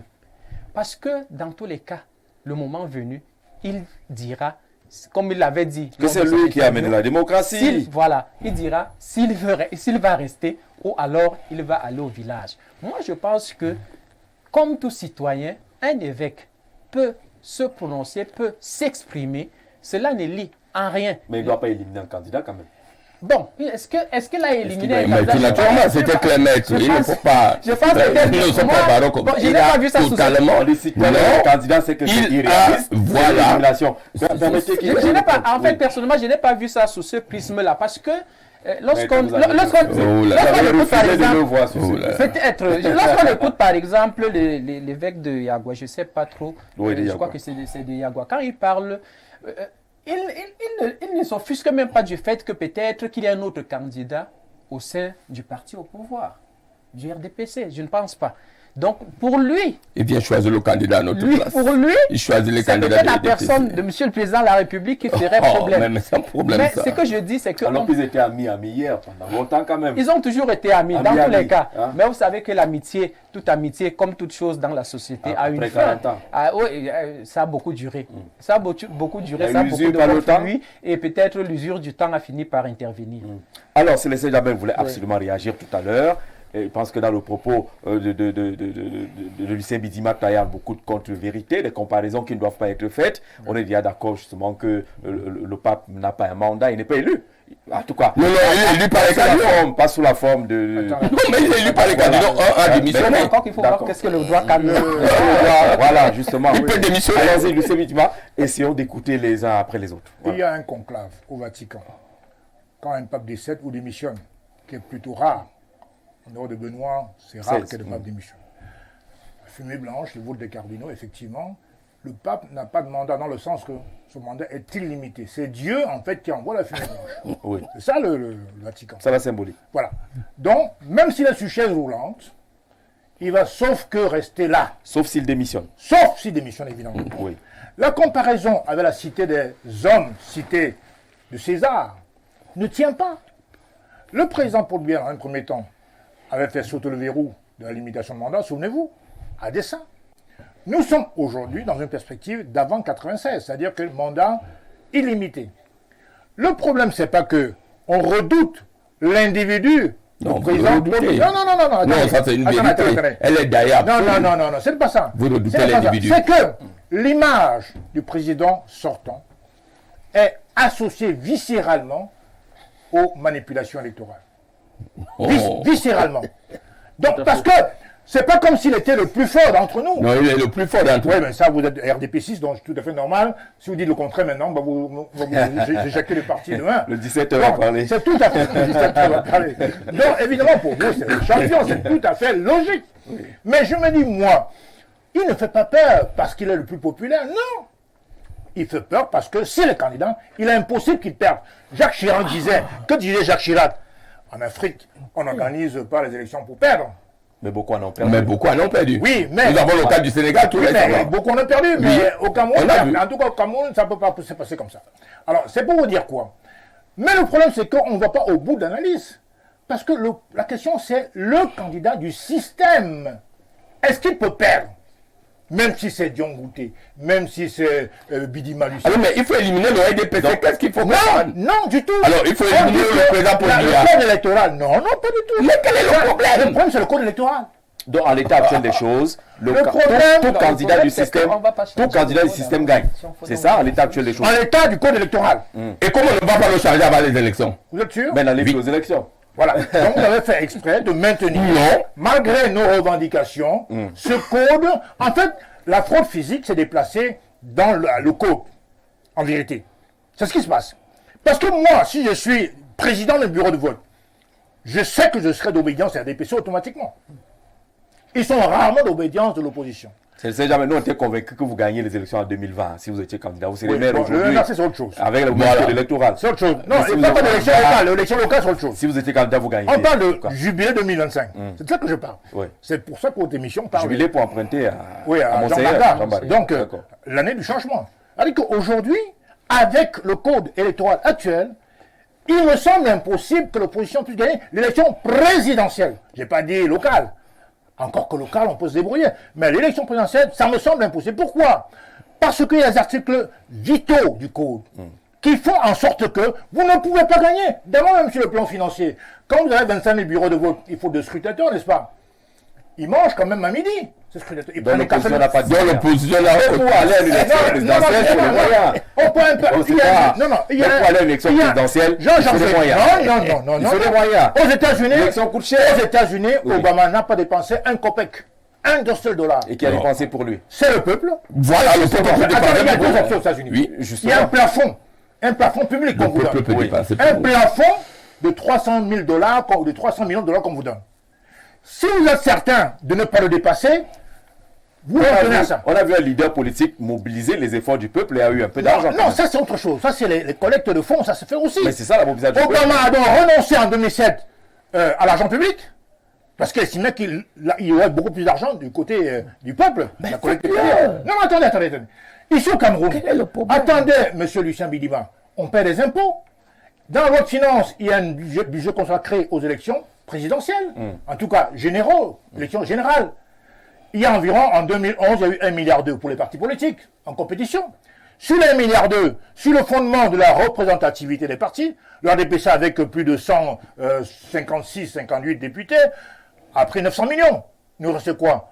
Il nous reste environ 200 millions, quelque chose comme ça. Et vous êtes 15 candidats au 20. Alors, dans ce cas-là, vous croyez que l'opposition, ce n'est pas un service public? C'est un service public. Et c'est nos impôts, donc ton argent à toi, Lucien, qui finance l'opposition, qui devrait financer l'opposition. C'est l'argent de Georges Rangel, l'argent de Maître Ekou et Pouk. L'argent de Parfait. Pas que, mais l'opposition. Non, entre autres. Laissez-moi finir, c'est très important. Non, vous allez finir. Oui. Lorsqu'on va quand même une élection présidentielle, on doit être sûr qu'on a des moyens. Non, le candidat qui est porté par un parti. Sinon, c'est de l'aventure. Non. Rappelez-vous que pas plus tard qu'en 2011, l'État donnait 25 millions aux candidats. Et la caution, c'était que 5 millions. Donc, il ne remboursait qu'en cas de... Il n'était remboursé qu'en cas d'atteinte de 10%. Alors, soyez donc ayons donc un ou deux candidats pour avoir un... Non, chaque parti est libre, chaque parti est libre. Il y a des coalitions. Vous réduisez votre chance. Non, ce que je veux dire. Bon, alors, vous avez 25 candidats, il y a des problèmes. Il y a des candidats farfelus qui n'ont pas de légitimité. Il y en a qui n'ont pas pignon sur rue. Il y a des candidats qui ont pignon sur rue, qui ont une certaine légitimité, une certaine notoriété. Qui viennent à la cotisation. Il faut donc mettre en place un système de répartition de financement des campagnes électorales. Parce que s'il y a 10 villages au Cameroun, la RDPC dans les 10 villages. Pourquoi? Parce que, vous êtes RDPC d'abord, vous avez des gros bonnets qui financent votre parti. Il y a des multimilliardaires chez vous. Ça, c'est incontesté. Même, vous prenez l'élite de l'Ouest. L'élite de l'Ouest, tous les grands hommes d'affaires américains sont au RDPC et financent le RDPC. C'est la liberté. Bon, et c'est un fait aussi. C'est la liberté. Je pas dit que c'est pas la liberté, c'est un fait. Maintenant, aussi. En dehors de ces grands... vous financez aussi. Non, pas du tout. En tout cas, moi, je ne suis pas financé. Je suis un parti d'abord nationaliste, patriotique. Je ne suis pas un parti américain. Maintenant, sur le plan de l'État, le RDPC est imbriqué à l'État. Il y a des moyens logistiques qui sont mis en place pour le candidat RDPC en général. Alors si c'était pas le RDPC, ça aurait été un autre parti politique, ce serait pareil. Lorsqu'on est au pouvoir. Non, c'est vous qui le dites. Lorsqu'on est au pouvoir, on a des avantages qui disent on a constaté, il y a des États proclamer tout ça. Il y a des États propres. En France, par exemple, c'est le ministre de l'Intérieur qui proclame les résultats. En France, par exemple, c'est le ministre du pouvoir qui proclame les résultats, même quand ils ont perdu. Oui, parce qu'il y a une certaine élévation politique. Et il y a qu'il y a l'alternance de manière régulière. Mais ici, s'il n'y a pas de scrutateur dans un bureau de vote d'opposition, le bureau est mort. La DPC remporte au la main, automatiquement. Et quand bien même il y a des scrutateurs d'opposition, c'est pas sûr qu'ils gagnent au final. Puisque le président du bureau de vote a seul le droit de présenter à Elecam le PV final. Ce qui est injuste. D'accord. Donc pour toutes ces raisons-là, regardez par exemple le candidat de l'opposition à l'élection présidentielle, qu'est-ce qui se passe? Il est dans peut-être 2 régions ou 3 régions maximum. Pas parce qu'il veut se limiter à 2-3 régions, parce qu'il ne peut pas. Non, parce que vous n'êtes pas organisé. Non, ça n'a rien à voir. On ne refusera pas totalement le fait qu'il faut une certaine organisation. Financement. Si vous avez 25 candidats à une élection présidentielle, c'est normal que même quand vous voulez mobiliser une élection en cela soit reparti. Sur les 25, vous avez amené que les gens de c'est les candidats. C'est les candidats. Oui, bien sûr. C'est les candidats. Il y a des candidats. Alors, c'est pas faux. Sérieux Qui a écouté attentivement Lucien Bidiman, on lui a donné un peu plus de parole, un temps de parole, c'est normal. On a équilibré un peu. Oui, nous sommes des gentlemen. Alors, oui. Dans tous les cas, ce que je voulais dire, c'est que Lucien parle d'homosexualité à l'Église catholique et de pédophilie. Il oublie que le président Biya a bénéficié de presque tout à l'Église ou de l'Église. L'école. Inversement aussi, non? L'école. Oui. Le travail. Les bénédictions. Le travail comment? Le travail. Parce que pour qu'il soit ici, pour qu'on le recommande comme président de la République ou comme Premier ministre, c'est quand même des gens de l'Église qui l'ont fait. C'est la bénédiction, non? C'est ça, c'est de ça que je parle. D'accord, allez-y. Le pape est arrivé ici 3 ou 4 fois, 3 fois. Et ils n'ont jamais décrié cette affaire de pédophilie ou bien d'homosexualité quand l'Église est en leur faveur. Aujourd'hui, et c'est ça que j'appelle la roublardise politique. Aujourd'hui, parce que l'Église a pris position par rapport à quelqu'un dont nous savons que personne ne fera pire que lui dans la direction de ce pays, ils viennent acculer l'Église. Même le diable ferait mieux. Le diable ferait mieux. Oui, et moi je l'ai dit avant. Le diable ferait mieux. Parce que ce que nous vivons aujourd'hui est inacceptable. Et donc, vous avez donc les arguments de campagne. Il faut le reconnaître. Non, la campagne seule ne suffit pas. D'ailleurs, moi, je ne sais, mon parti est nouveau. Je ne serai pas dans la course. Venez avec le nouveau visage. Mais ce que je veux dire, c'est que, mieux que les anciens. Jean-Jacques, même vous devez vous mettre du côté du peuple. Vous ne devez plus faire. Je sais pas si vous ne devez plus faire. Je sais pas si le peuple veut dire. Vous ne devez plus. Non. Ou un autre. Vous ne devez plus organiser même les plateaux équilibrés. Parce que là. Alors, mais c'est lui qui n'est pas équilibré. Hein. Je rappelle qu'il y a deux opposants et une seule personne du parti. Ce parti n'est pas équilibré. Mais on fait moi définir. Il n'est pas équilibré. Vous nous invite à ne plus inviter le NDPC. Parce que, oui, parce que le scientifique, s'il vous plaît, permettez qu'il continue. Ça veut dire qu'être avec le peuple, c'est être de l'opposition, c'est ça? Et que ceux qui votent à 71%, ce n'est pas le peuple. Non, laissez les affaires de 71%. Le peuple n'est pas si bête pour vous donner 71% à l'oppresseur. À l'oppresseur. Si c'est une fois, c'est pour cela qu'on dit que c'est pour cela que j'ai dit, il faut le reprendre, que le nom du président Biya est assimilé au mauvais jeu électoral. Au mauvais jeu. C'est pas l'homme lion. Ce n'est pas l'homme lion. Et c'est pour cela que les Bidima n'ont pas quelqu'un d'autre qui peut venir faire ce rôle, qui peut venir jouer ce rôle. Ils n'ont personne d'autre. Ils savent que comme le nom Biya égale mauvais jeu électoral, égale fraude électorale, égale corruption électorale, ils ne peuvent le prendre que comme par avant. Même mort, Biya sera leur candidat. Parce que après ça, le RDPC, ils n'ont pas de vice-président.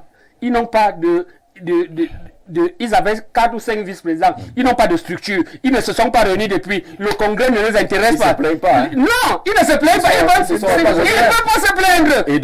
Et donc, je veux le dernier aspect de la question. Oui. Est-ce qu'il y aurait là derrière la sortie des évêques des voix, des sans-voix qui étouffent au sein du RDPC, qui réclament quand même un congrès, qui réclament une structuration totale, qui constate que le président de l'OGRDPC a plus de 35 ans et qu'il est éternel. Est-ce qu'à l'intérieur, quand même, vous imaginez qu'il pourrait y avoir ceux qui vont murmurer dans les oreilles de ces évêques-là que parler pour nous, ça peut nous aider?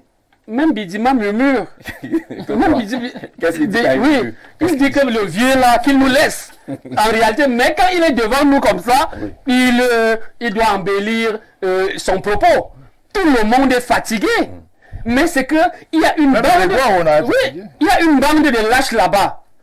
Bon, lâches, c'est peut-être exagéré, mais en réalité, c'est que ils ne peuvent pas faire mieux que ça, parce que ils ont tout eu du président Biya. Et le jour où ils essayent de dire que ils n'en veulent plus, vous savez ce qui est arrivé à Marafa. Mais René Zingre l'a fait. Non, là c'était le cinéma. Le cinéma au palais de Congrès. C'était le cinéma où il est même sorti avec une voix, ainsi de suite. Mais en réalité, les Tobindi ont essayé, ils ne sont même pas entrés dans la salle. Feu Tobindi, ils ne sont même pas entrés dans la salle. Donc c'est une machine qui fonctionne comme ça.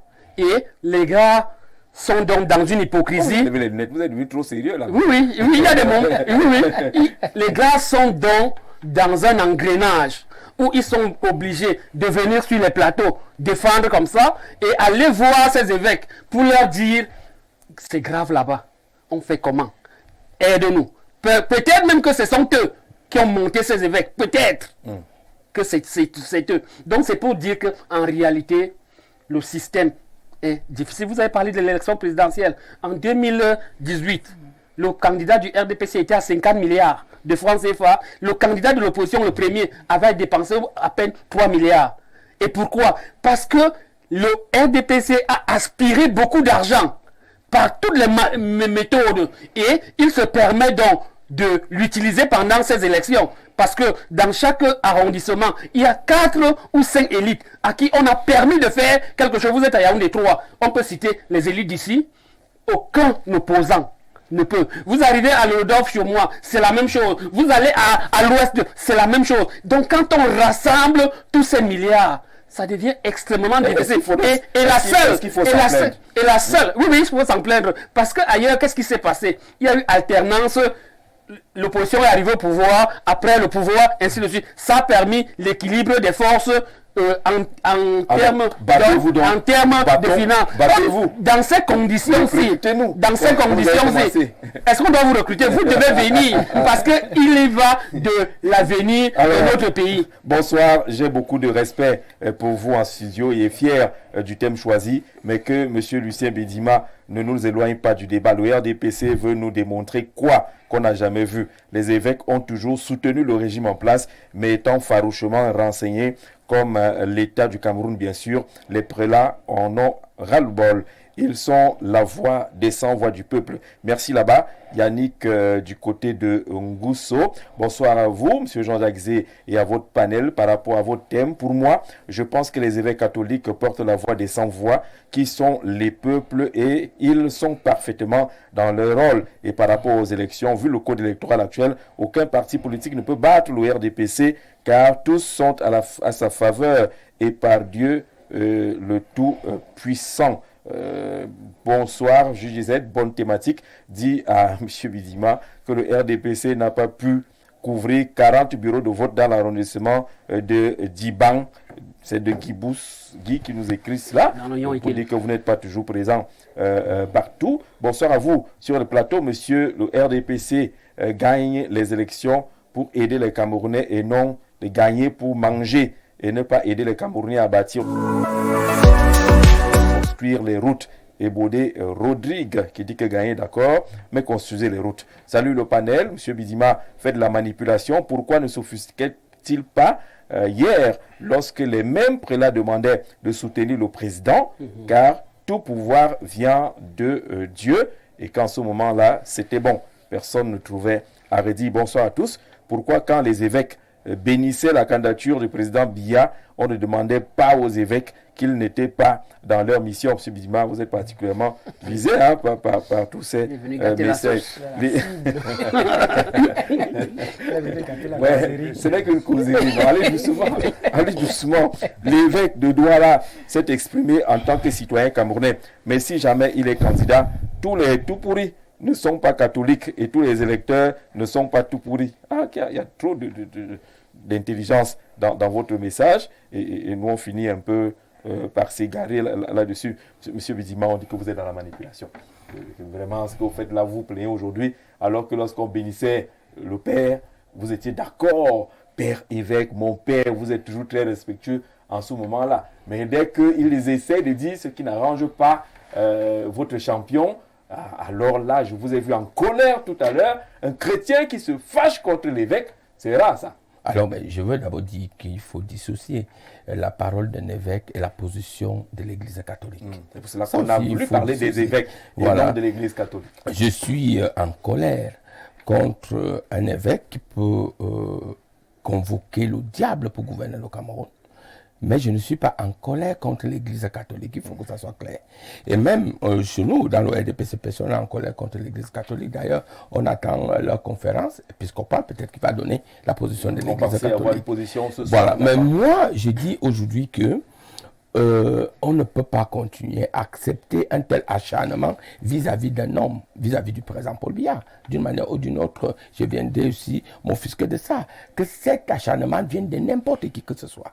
Alors, je reviens rapidement au niveau des élections. Moi, je suis toujours ahuri.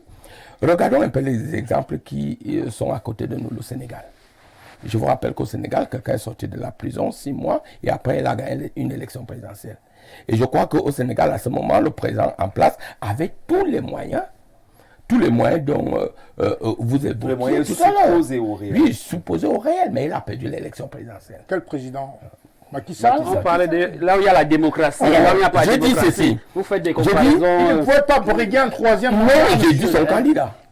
Qui était candidat? Même s'il ne pouvait pas briguer. Mais est-ce que Macky Sall, le parti de Macky Sall, a perdu Oui, l'élection? son parti, oui. Son Le parti. parti de Macky Sall a perdu l'élection. Oui. Alors, mais je vais dire, regardez un peu, pourquoi vous ne convoquez pas le désordre qui se passe au niveau de l'opposition? Regardez ce frère qui est tellement au niveau de la scène politique depuis de lustre, qui est respecté dans tous les Camerounais, qui entre dans un parti d'opposition, en l'occurrence le MRC.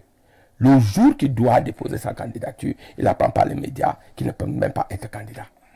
Est-ce que vous croyez que cette plaie-là, que lui, il a eu pratiquement il y a aujourd'hui 4 ans, jusqu'à présent, il s'est remis, mais non. Mais regardez quelle énergie il a mis pour ce parti. Et que ce parti, aujourd'hui, vienne à nous dire qu'ils vont présenter un candidat. Et quand le RDPC va battre ce candidat, et je crois qu'aujourd'hui, face à M. Paul Biya, M. Tchambili ne peut pas prendre le candidat du MRC. Parce que là-bas, il y a eu ce qu'on appelle roubladise. Regardez M. Parfait, qui a tellement travaillé dans le SDF. Mais aujourd'hui, il voit le SDF voler comme ça en éclats. Pas une moindre organisation, il est offusqué, il est même obligé de créer un parti politique. Parce qu'il ne croit plus à ses racines. Quand vous associez ce désordre-là, est-ce que vous, Jean-Jacques, vous croyez que vous pouvez faire confiance à ces soi-disant partis d'opposition et qui continuent à clamer haut et fort qu'ils sont des leaders au niveau de l'opposition? Le peuple camerounais n'est pas dupe. Voilà le vrai problématique de l'opposition camerounaise.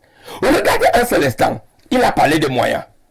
S'ils sont capables de réunir 1 million de personnes et que chacun en vienne à donner seulement 10 000 francs, il ne peut pas organiser une élection présidentielle. C'est ce qui se passe chez nous dans le RDPC. Le RDPC, Jean-Jacques, a 365 sections RDPC. Près de 10 000 sous-sections RDPC. Près de 110 000 comités de base. Près de 700 000 cellules. Le RDPC, rien que dans son appareil qui dirige le parti, nous avons près de 3 millions de personnes au quotidien qui suivent le RDPC. Et comment vous viendrez donc à dire, moi quand je vais essayer, je suis entre autres communicant du parti, mais je suis président de sous-section. Je n'ai jamais reçu les COPEC dont il parle là. Mais parce que moi je suis mobilisé à défendre la logique du président Paul Biya, je dépense l'argent de ma poche. Pourquoi? Parce que je suis convaincu de cela. Ce n'est pas un problème d'argent, c'est un problème de mobilisation, c'est un problème d'idéologie. Alors mais je dis aujourd'hui, quel est le moyen de ces gens, à des partis qui sont je ne sais pas combien, aujourd'hui l'opposition camerounaise a près de 300 partis politiques, Jean-Jacques. Mais ils sont incapables de s'associer. 300 partis politiques, qu'ils envoient même un parti politique par arrondissement, surveiller leur vote. Mais vous voyez, nous sommes à 7 mois des élections, 8 mois, tout au plus. Ils n'ont aucun programme. Ils n'ont aucun candidat. On a des programmes. Ils vont venir comme ça là. Au même moment, à l'heure où je vous parle là, il vous a répondu. Vous avez dit tout à l'heure qu'il n'avait pas de programme. À l'heure où je suis en train de vous parler, il y a minimalement, nous sommes lundi, vous pouvez vérifier, il y a minimalement 50 meetings qui se passent au sein du RDPC, quelque part dans le territoire national. Donc alors, nous sommes conscients que nous devons faire l'offre politique. Le président Paul Biya a fait le bilan. Il a fait l'offre. Nous sommes conscients de l'élection présidentielle qui va se tenir dans quelques mois. Mais eux, ils ne sont pas conscients. Mais demain, après-demain, quand nous allons gagner, ils vont dire que c'est un problème de fraude. L'élection n'a jamais été un problème de fraude. D'autant plus que vous avez convoqué les États-Unis. Mais Trump est venu battre le parti au pouvoir. Comme auparavant, ce parti au pouvoir avait, ce parti qui était dans l'opposition, le parti démocrate, avait battu Trump. Alors, mais c'est un problème d'idéologie. C'est un problème pas forcément de moyens, c'est un problème de conviction. Vous n'êtes pas convaincu. Vous avez la déclaration de l'opposition n'a aucun leader de l'échec du gouvernement. Je vais vous dire, si le président Paul Biya aujourd'hui, voici ça, à 20h, décide de nommer M. Tchambili où monsieur Parvin-Voum, dans le gouvernement, ils vont entrer. Mais c'est Même pas dans le gouvernement, comme directeur général. Monsieur, Alors, mais c'est ça le problème. Alors, mais je dis, ne dites pas que moi, moi je vous ai dit Parvin, je finis par la faire Parvin. N'allez pas dans cette méthode-là. Venez tout au moins faire une coalition avec le RDPC. Nous appelons tous les partis politiques qui peuvent nous joindre dans cette offre qui est utile. N'allez plus dans cette maison, dans cette cour. D'accord. Venez avec nous.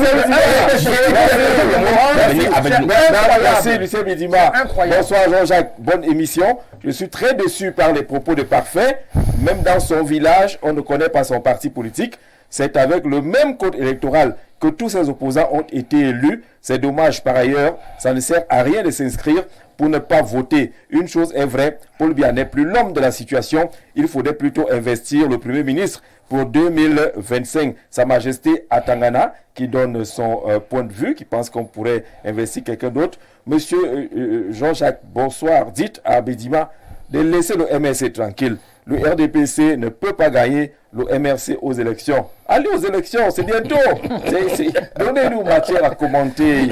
Bonsoir le panel. Les gens peuvent toujours se plaindre du régime en place, mais qu'un homme qui se dit être homme de Dieu, comment peut-il invoquer le diable? Regardez les pays où on a invoqué le diable, la Libye, l'Israël, la RCA. Comment va-t-il le chasser si par hasard ils viennent, l'Église catholique doit ramener le prêtre à la raison. Alors, enfin, l'Église catholique doit ramener le prêtre à la raison. C'est Moujahid depuis Maroua qui nous parle de cela. Monsieur Bidima, le régime que vous soutenez étouffe les jeunes. Il est temps de libérer la maison des Toudis. C'est un pays où on trouve les jeunes au chômage et les vieux en fonction. Il faut signer vos messages, hein, ça nous permet d'avancer et de savoir qu'ils viennent de vous. Bonsoir à vous. Votre thème est tellement intéressant pour moi. Les évêques ont raison. On a déjà marre de ce parti car ils ont assez mangé. Qu'ils descendent. C'est Belbara, Gasso, Barthélemy depuis Guidère. On vous salue là-bas du côté de Guidère. Avec tout ça, monsieur Bidima, vous utilisez les voitures de l'État pour vos campagnes. Vous faites pitié, Max de Bédi. Vous faites pitié, hein. Vous utilisez les voitures de l'État pour faire vos campagnes. Approuvons la position des évêques avec un peu de retenue. Le président a refusé d'officialiser l'homosexualité. Et à propos, que pense le pape, le chef des évêques? Serait-il en train de se venger parce que le président a refusé d'officialiser cette affaire-là? Bonsoir à tout le plateau, très belle thématique. Je voudrais juste dire un mot à M. Bidima. M. Bidima, à un moment donné, il faut faire preuve de réalisme et d'honnêteté. M. Biya a fait 42 ans au pouvoir. La moisson a été médiocre. Qu'il laisse quelqu'un d'autre prendre le pouvoir. M. Jean-Jacques Zé dit aux panélistes que le peuple parle pas parce qu'il aime leur pays, mais parce qu'il n'aime pas le RDPC. Je n'ai pas bien compris ce qui est dit là dans ce message. Bonsoir à vous. Moi, c'est Abou. Laissez-moi vous dire, au Cameroun, il n'y a pas d'élection. Au nord, une personne vote plusieurs fois sur le nom d'une personne sur les gens qui sont déjà morts. C'est écrit en raccourci, hein, on va essayer de prendre l'essentiel. Depuis des années, quand on parle d'hôpital, le médecin ne peut pas s'occuper de quelle maladie. C'est un peu compliqué avec les abréviations, hein. Voilà, ça vient de Ngaoundéré. Il faut écrire plus clairement pour qu'on puisse partager votre point de vue. Bonsoir le plateau. La fille d'un quelqu'un de la République a brûlé 4 millions de nos francs en une soirée. Quand les évêques vont de nouveau sortir, un quelqu'un du RDPC comme ce monsieur sur votre plateau sortira pour dire non, le prélat n'a aucune crédibilité. Comme les impôts, c'est pour les autres francs depuis Douala. Alors, je vais vous proposer un petit exercice pour les minutes qui nous restent. Avec la régie, on regarde un peu comment la presse, elle regarde cette affaire-là. Faites-nous circuler en format géant les journaux qu'on a pu recenser et voir ce que ces journaux-là, comment est-ce qu'ils traitent cette actualité. Vous avez Réalité Plus qui dit « Monseigneur Cléda, votre bavardage... de quoi? Et calomnie contre Paul Biya sont inutiles. le pape François vous a grondé récemment et attend toujours les noms des 3 évêques auxiliaires de Douala pour attaquer Paul Biya. Vous êtes fort en ce moment.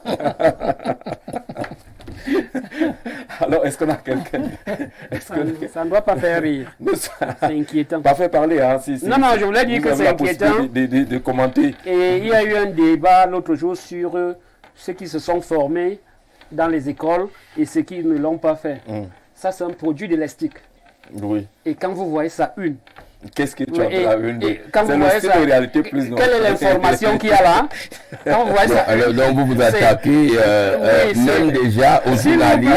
Oui, ils ont même la liberté de se Prochaine une. Parfois, je trouve que là, ce n'est pas journalistiquement correct. C'est un produit de l'estique. Est-ce qu'on a une autre une? La prochaine, allons-y doucement, hein, permettons de commenter avec la régie. Est-ce qu'on peut avoir également d'autres unes là-bas?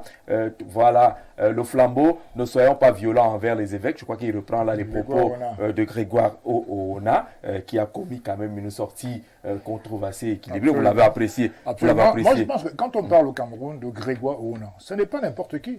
C'est un fidèle parmi les fidèles. Qui a dit qu'il ne faut pas s'offusquer de la sortie des évêques. Sous-entendu, les évêques n'ont pas tort de dire ce qu'ils disent. Laissez-les parler. Soyons tolérants. Il parle même d'insuffisance du gouvernement. Avant-hier, il a tiré sur son collègue Danou Djoumessi. Question de route, donnant ainsi raison à Mbangangele et au président que lui-même, dans son discours, a reconnu que les moyens qu'on a mobilisés, par exemple, pour faire les routes, ce qu'on a comme résultat n'est pas suffisant. On a pour une fois... Non, pas pour... laissez-moi parler, permettez qu'il commence. Pour une fois, Grégoire Oona, un apparatchik du RDPC, donc votre supérieur dans le parti, dit que vous avez échoué. Et qu'il dit que vous avez échoué, je peux le relire ici, dit que vous avez échoué et qu'il faut absolument revenir aux sources. C'est ce qu'il a écrit, c'est ce qu'il a dit. Et Grégoire, c'est un défenseur acharné du président de la République. Il dit que le président a eu l'humilité de reconnaître qu'il a échoué, notamment sur les routes. Et qu'il faut rendre honneur à cette sincérité. Moi, je rends honneur à la sincérité du président quant à l'échec du gouvernement. Et quand il reconnaît l'échec, alors pourquoi se représenter dans ce cas-là? Non, mais attendez. Non, alors, si vous reconnaissez l'échec de votre gouvernement pendant si longtemps, ça fait quand même 42 ans, attendez. Je ne dis pas qu'il n'a pas le droit de se présenter. Mais faisait pas le bilan de 42 ans. Non, on a un bilan en 2024. 42 ans, le président de 2023. Non. Jean-Jean, la corruption ne date pas d'aujourd'hui. D'accord. Vous permettez. Jean-Jean, le problème de route ne date pas d'aujourd'hui. C'est un échec qui remonte à très longtemps. Il le reconnaît enfin. Et puis j'ai apprécié son humilité, son honnêteté de redire qu'ils ont échoué. D'accord. Alors, quand tu n'as échoué, c'est ce qui est repris. Et c'est ce qui est repris par ce journal. C'est que non, on prend la prochaine. J'ai l'âge que j'ai pas envie de m'occuper de ma personne, une petite personne. Je laisse à notre fils de la nation, même peut-être il y aura des PC, à peut-être tenter sa chance. Pourquoi pas? On n'en sait rien. D'accord. Mais il est clair qu'il reconnaît son échec. Dans le président a toujours fait une analyse claire. Parce qu'il faut dissocier. Dans la reconnaissance de l'échec. Il faut dissocier l'administration publique camerounaise à la vision du président. Il est le chef. Permettez. Il est le chef. Le président de la République définit la politique de la nation. Oui. Il trace les règles, les lignes qui doivent matérialiser cette politique. Oui. Mais il nous appartient à nous, chacun à son niveau, opposition par opposition, de mettre en application cette politique. Il peut donc arriver, il arrive souvent, comme c'est le cas, peut-être dans les routes, que la vision du président ne soit pas réellement implémentée. Et le président ne fait pas... Non, il ne fait pas dans la ligne. Il ne fait pas dans la bonne voie. Il a annoncé des sanctions. Il dit la vérité. Il a annoncé des sanctions. Il dit la vérité. Il prend un... Et puis il rectifie le tir. Vous prenez... Quand le ministre Grégoire Oona... Monsieur Bidima, ça va la guette. Gain-corps. C'est 10 000 milliards. Alors, Célestin, c'est beaucoup d'argent. On a parlé de Grégoire Oona, vous ne voudrez pas que faire davantage la vision. C'est quand même un bateau politique. On ne peut pas répéter. C'est ce qu'il a dit. Il a dit. Le ministre Grégoire Oona n'a jamais dit que nous avons échoué. Voilà ça. Non, il faut lire. Attendez. On ne dit pas, on ne peut pas aller contre les évêques. On ne peut pas aller contre l'église catholique. Mais vous avez critiqué les évêques. Mais je critique certains individus, ils sont opposés comme un individu, l'évêque de Yagua et l'évêque de Douala. Lui, il a le droit de nous critiquer. Nous, on n'a pas le droit de nous critiquer. Vous critiquez la colère d'un évêque.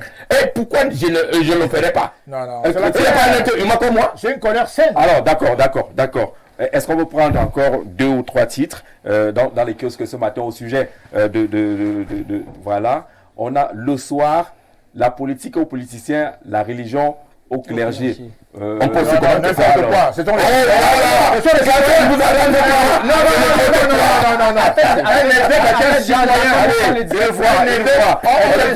Merci.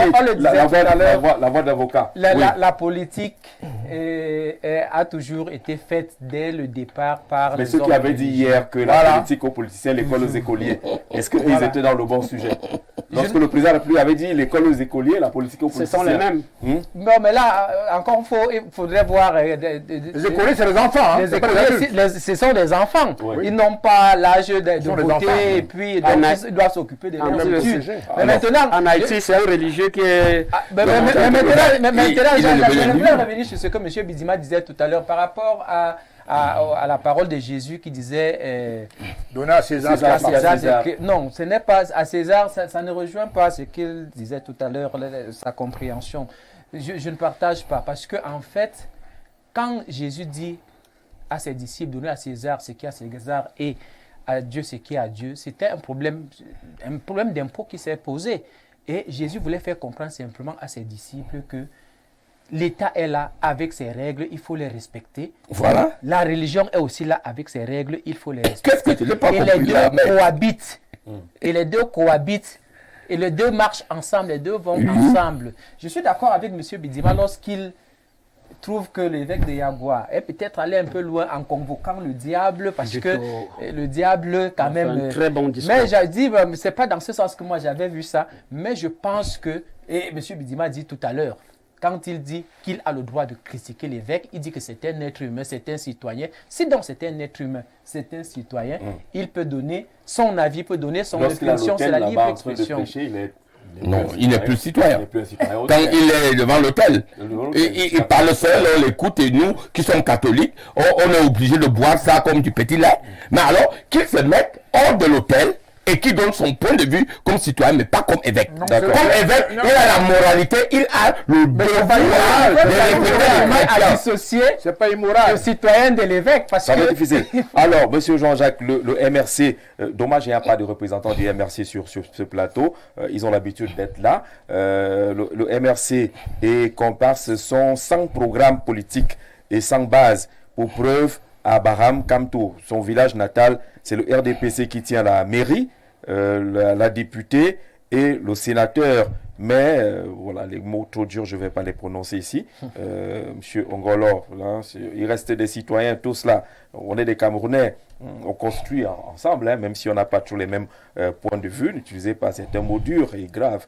Bonsoir, monsieur Jean Laxé et à tout votre panel. Dites aux représentants du RDPC qu'à un moment donné, c'est difficile de les supporter. Les Camerounais en ont marre. On étouffe et on ne peut plus.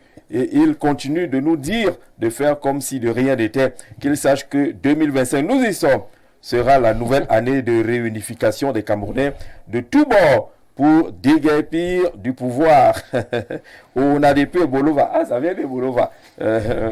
Monsieur Bidima, je me demande si vous avez les enfants ou si vous parvenez à dormir en affirmant haut et fort que ce régime n'a pas échoué. Avec votre hache, ayez quand même du courage de dire la vérité. Fat Ibrahim depuis Guidé. On écrit beaucoup du côté de Guidé. Attention, les évêques sont bien impliqués dans la politique car un président élu prête serment sur la Bible au Cameroun. Non. Non, pas encore. C'est pas sur C'est la aux Bible, États-Unis que c'est sur la Bible. pas sur la Bible, mais il prononce le mot je le jure ou alors mais il faut savoir que le mot je le jure c'est un mot consacré en fait, c'est comme un sacrement quand même. Donc, voilà, mais c'est pas sur la Bible. C'est pas la Bible. Voilà, aux États-Unis c'est sur la Bible. Comme les rédacteurs en chef des médias ont reçu de l'argent pour faire des sorties mal placées sur les hommes de Dieu qui revendiquent leurs droits en tant que Camerounais. Où se trouve le problème sur les propos des évêques? Pour moi, c'est normal. Monsieur Bidima, attention, avec beaucoup de haut. Un père de 93 ans ne peut plus il a besoin de repos avec sa femme. C'est Ntonga, CS Ntonga depuis Nkolanga qui envoie ce message. La vision du président n'est pas implémentée parce que dès que le président est élu, il met de côté le parti qu'il a voté et fait confiance à l'administration. Monsieur Biyan, depuis SOA, qui envoie ce message. Monsieur Bidima, si on vous retire de votre poste que vous occupez, vous allez démissionner du RDPC. Je suis très sûr. C'est pas faux. Hein? Non. Bonsoir à vous. Je me nomme ce qui me motive. Le message n'est pas terminé. On n'a plus le temps là maintenant. 2 minutes. On dit, mais monsieur, merci d'être venu échanger avec nous sur cette Il n'y a pas un tour de table alors. non, on n'aura plus un tour complet de non, table. Moi, je suis loyal et fidèle. 1 minute. Oui, pour dire que vraiment, aujourd'hui, moi, je suis fier et triste. Je suis fier parce que voilà un responsable de l'État, le président Paul Biya, qui reconnaît, contrairement à d'autres discours, à la nation de d'autres pays, qui reconnaît carrément que son pays a échoué. Il annonce des sanctions, non? Il annonce des sanctions, mais il reconnaît qu'il a échoué. Il est le chef de ces gens-là. Il aurait pu en tirer les conséquences depuis. Il est leur chef. Il a usé de 849 ministres, 252 gouvernements. Toujours l'échec. Dans ce cas-là, c'est le chef qui est en cause. Maintenant, vous avez donc matière à faire campagne. Je suis triste parce que l'opposition ne comprend pas qu'il faut faire cause commune. Nous sommes à l'ATP. Oui. L'Alliance pour une transition pacifique. On est torpillé à gauche à droite, alors qu'on offre aux Camerounais l'opportunité enfin de tenir des primaires digitales ouvertes. Pourquoi les Camerounais aient le sentiment qu'il y a un premier tour que nous revendiquons depuis très longtemps, afin qu'on évite ce fléau d'abstentionnisme. Parce qu'à chaque fois, on a 7-8 millions d'inscrits, à la fin, c'est 50% qui votent, 3 millions qui votent. Mais pourquoi vous inscrivez-vous si c'est pour ne pas aller voter? D'accord. Donc il y a une niche exploitée au niveau des inscriptions déjà. Et en plus, ayant son militantisme, si on veut changer les choses, il faut dans le bureau de vote, les scrutateurs, ils sont là pourquoi? Vous réclamez 10 000 francs, 15 000 francs. Mais le Cameroun, c'est pour vous. C'est pas simplement pour les hommes politiques de l'opposition, c'est pour vous, c'est pour tout le monde. Quand vous battez, c'est pour le pays, c'est pour le changement, c'est pour l'avenir. D'accord. Aloïs Parfait Vroom, Jean-Jacques, l'opposition dérange. Il faut la coalition. 300 partis politiques, ça dérange. Votre mot de sortie? Non, je m'en voudrais si je ne plaçais pas un mot sur l'opposition en elle-même. Parce qu'il faut reconnaître qu'elle a ses insuffisances. Ne pas le dire, c'est être ingrat. Et quelqu'un a dit que nous avons été dans des partis politiques et que ça n'a pas marché, c'est vrai. Et d'ailleurs, vous-même, vous avez soutenu nos exclusions à un moment donné parce que vous disiez que nous étions les opposants dans ces structures. Et aujourd'hui, que sont devenus ces partis, principalement celui dans lequel j'étais? C'est pratiquement fini. Donc, nous avons notre part de responsabilité. Quand nous critiquons le pouvoir, c'est parce que même le mauvais fonctionnement de ces partis politiques est dû au pouvoir. Ils ont calqué là-bas. Parce que si les élections étaient libres et transparentes, personne ne justifierait son mauvais score. Chaque fois que nous avons perdu, nous pensons que c'est parce que les élections ne sont pas libres et transparentes. Pourtant, nous avons nos tas à l'intérieur. Donc, je pense que ce que nous avons dit, c'est qu'aujourd'hui, personne ne fera pire que bien. Personne. Vous l'avez dit, mais très rapidement, vous voyez comment on nous fait les grands gestes de l'autre côté. Je pense que M. N'Djamène a dit quelque chose tout à l'heure. Il faut s'inscrire. Il faut aller voter, mais il faut surveiller le vote. Il faut surveiller le vote. Il n'y a pas que l'argent qui peut faire ça.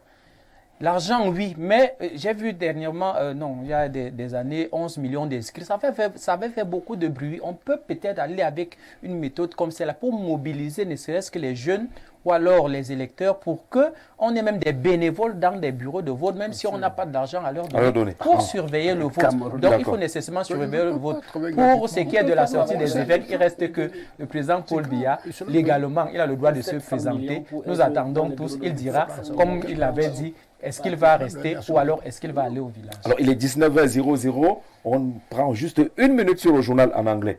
1 minute, vraiment. Alors l'honnêteté de l'opposition est incroyable. Ils sont déstructurés, ils n'ont pas de programme politique, ils ne peuvent pas battre le président Paul Biya, ils regrettent même pourquoi ils y sont.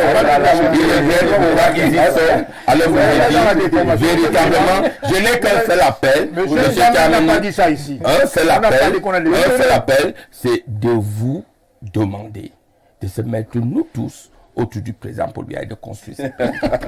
Là, c'est la lâcheté. C'est comme ça qu'ils sont. Il a qualité dans le grand format en français. Mesdames et messieurs, merci d'avoir regardé. Très bonne soirée sur Info TV.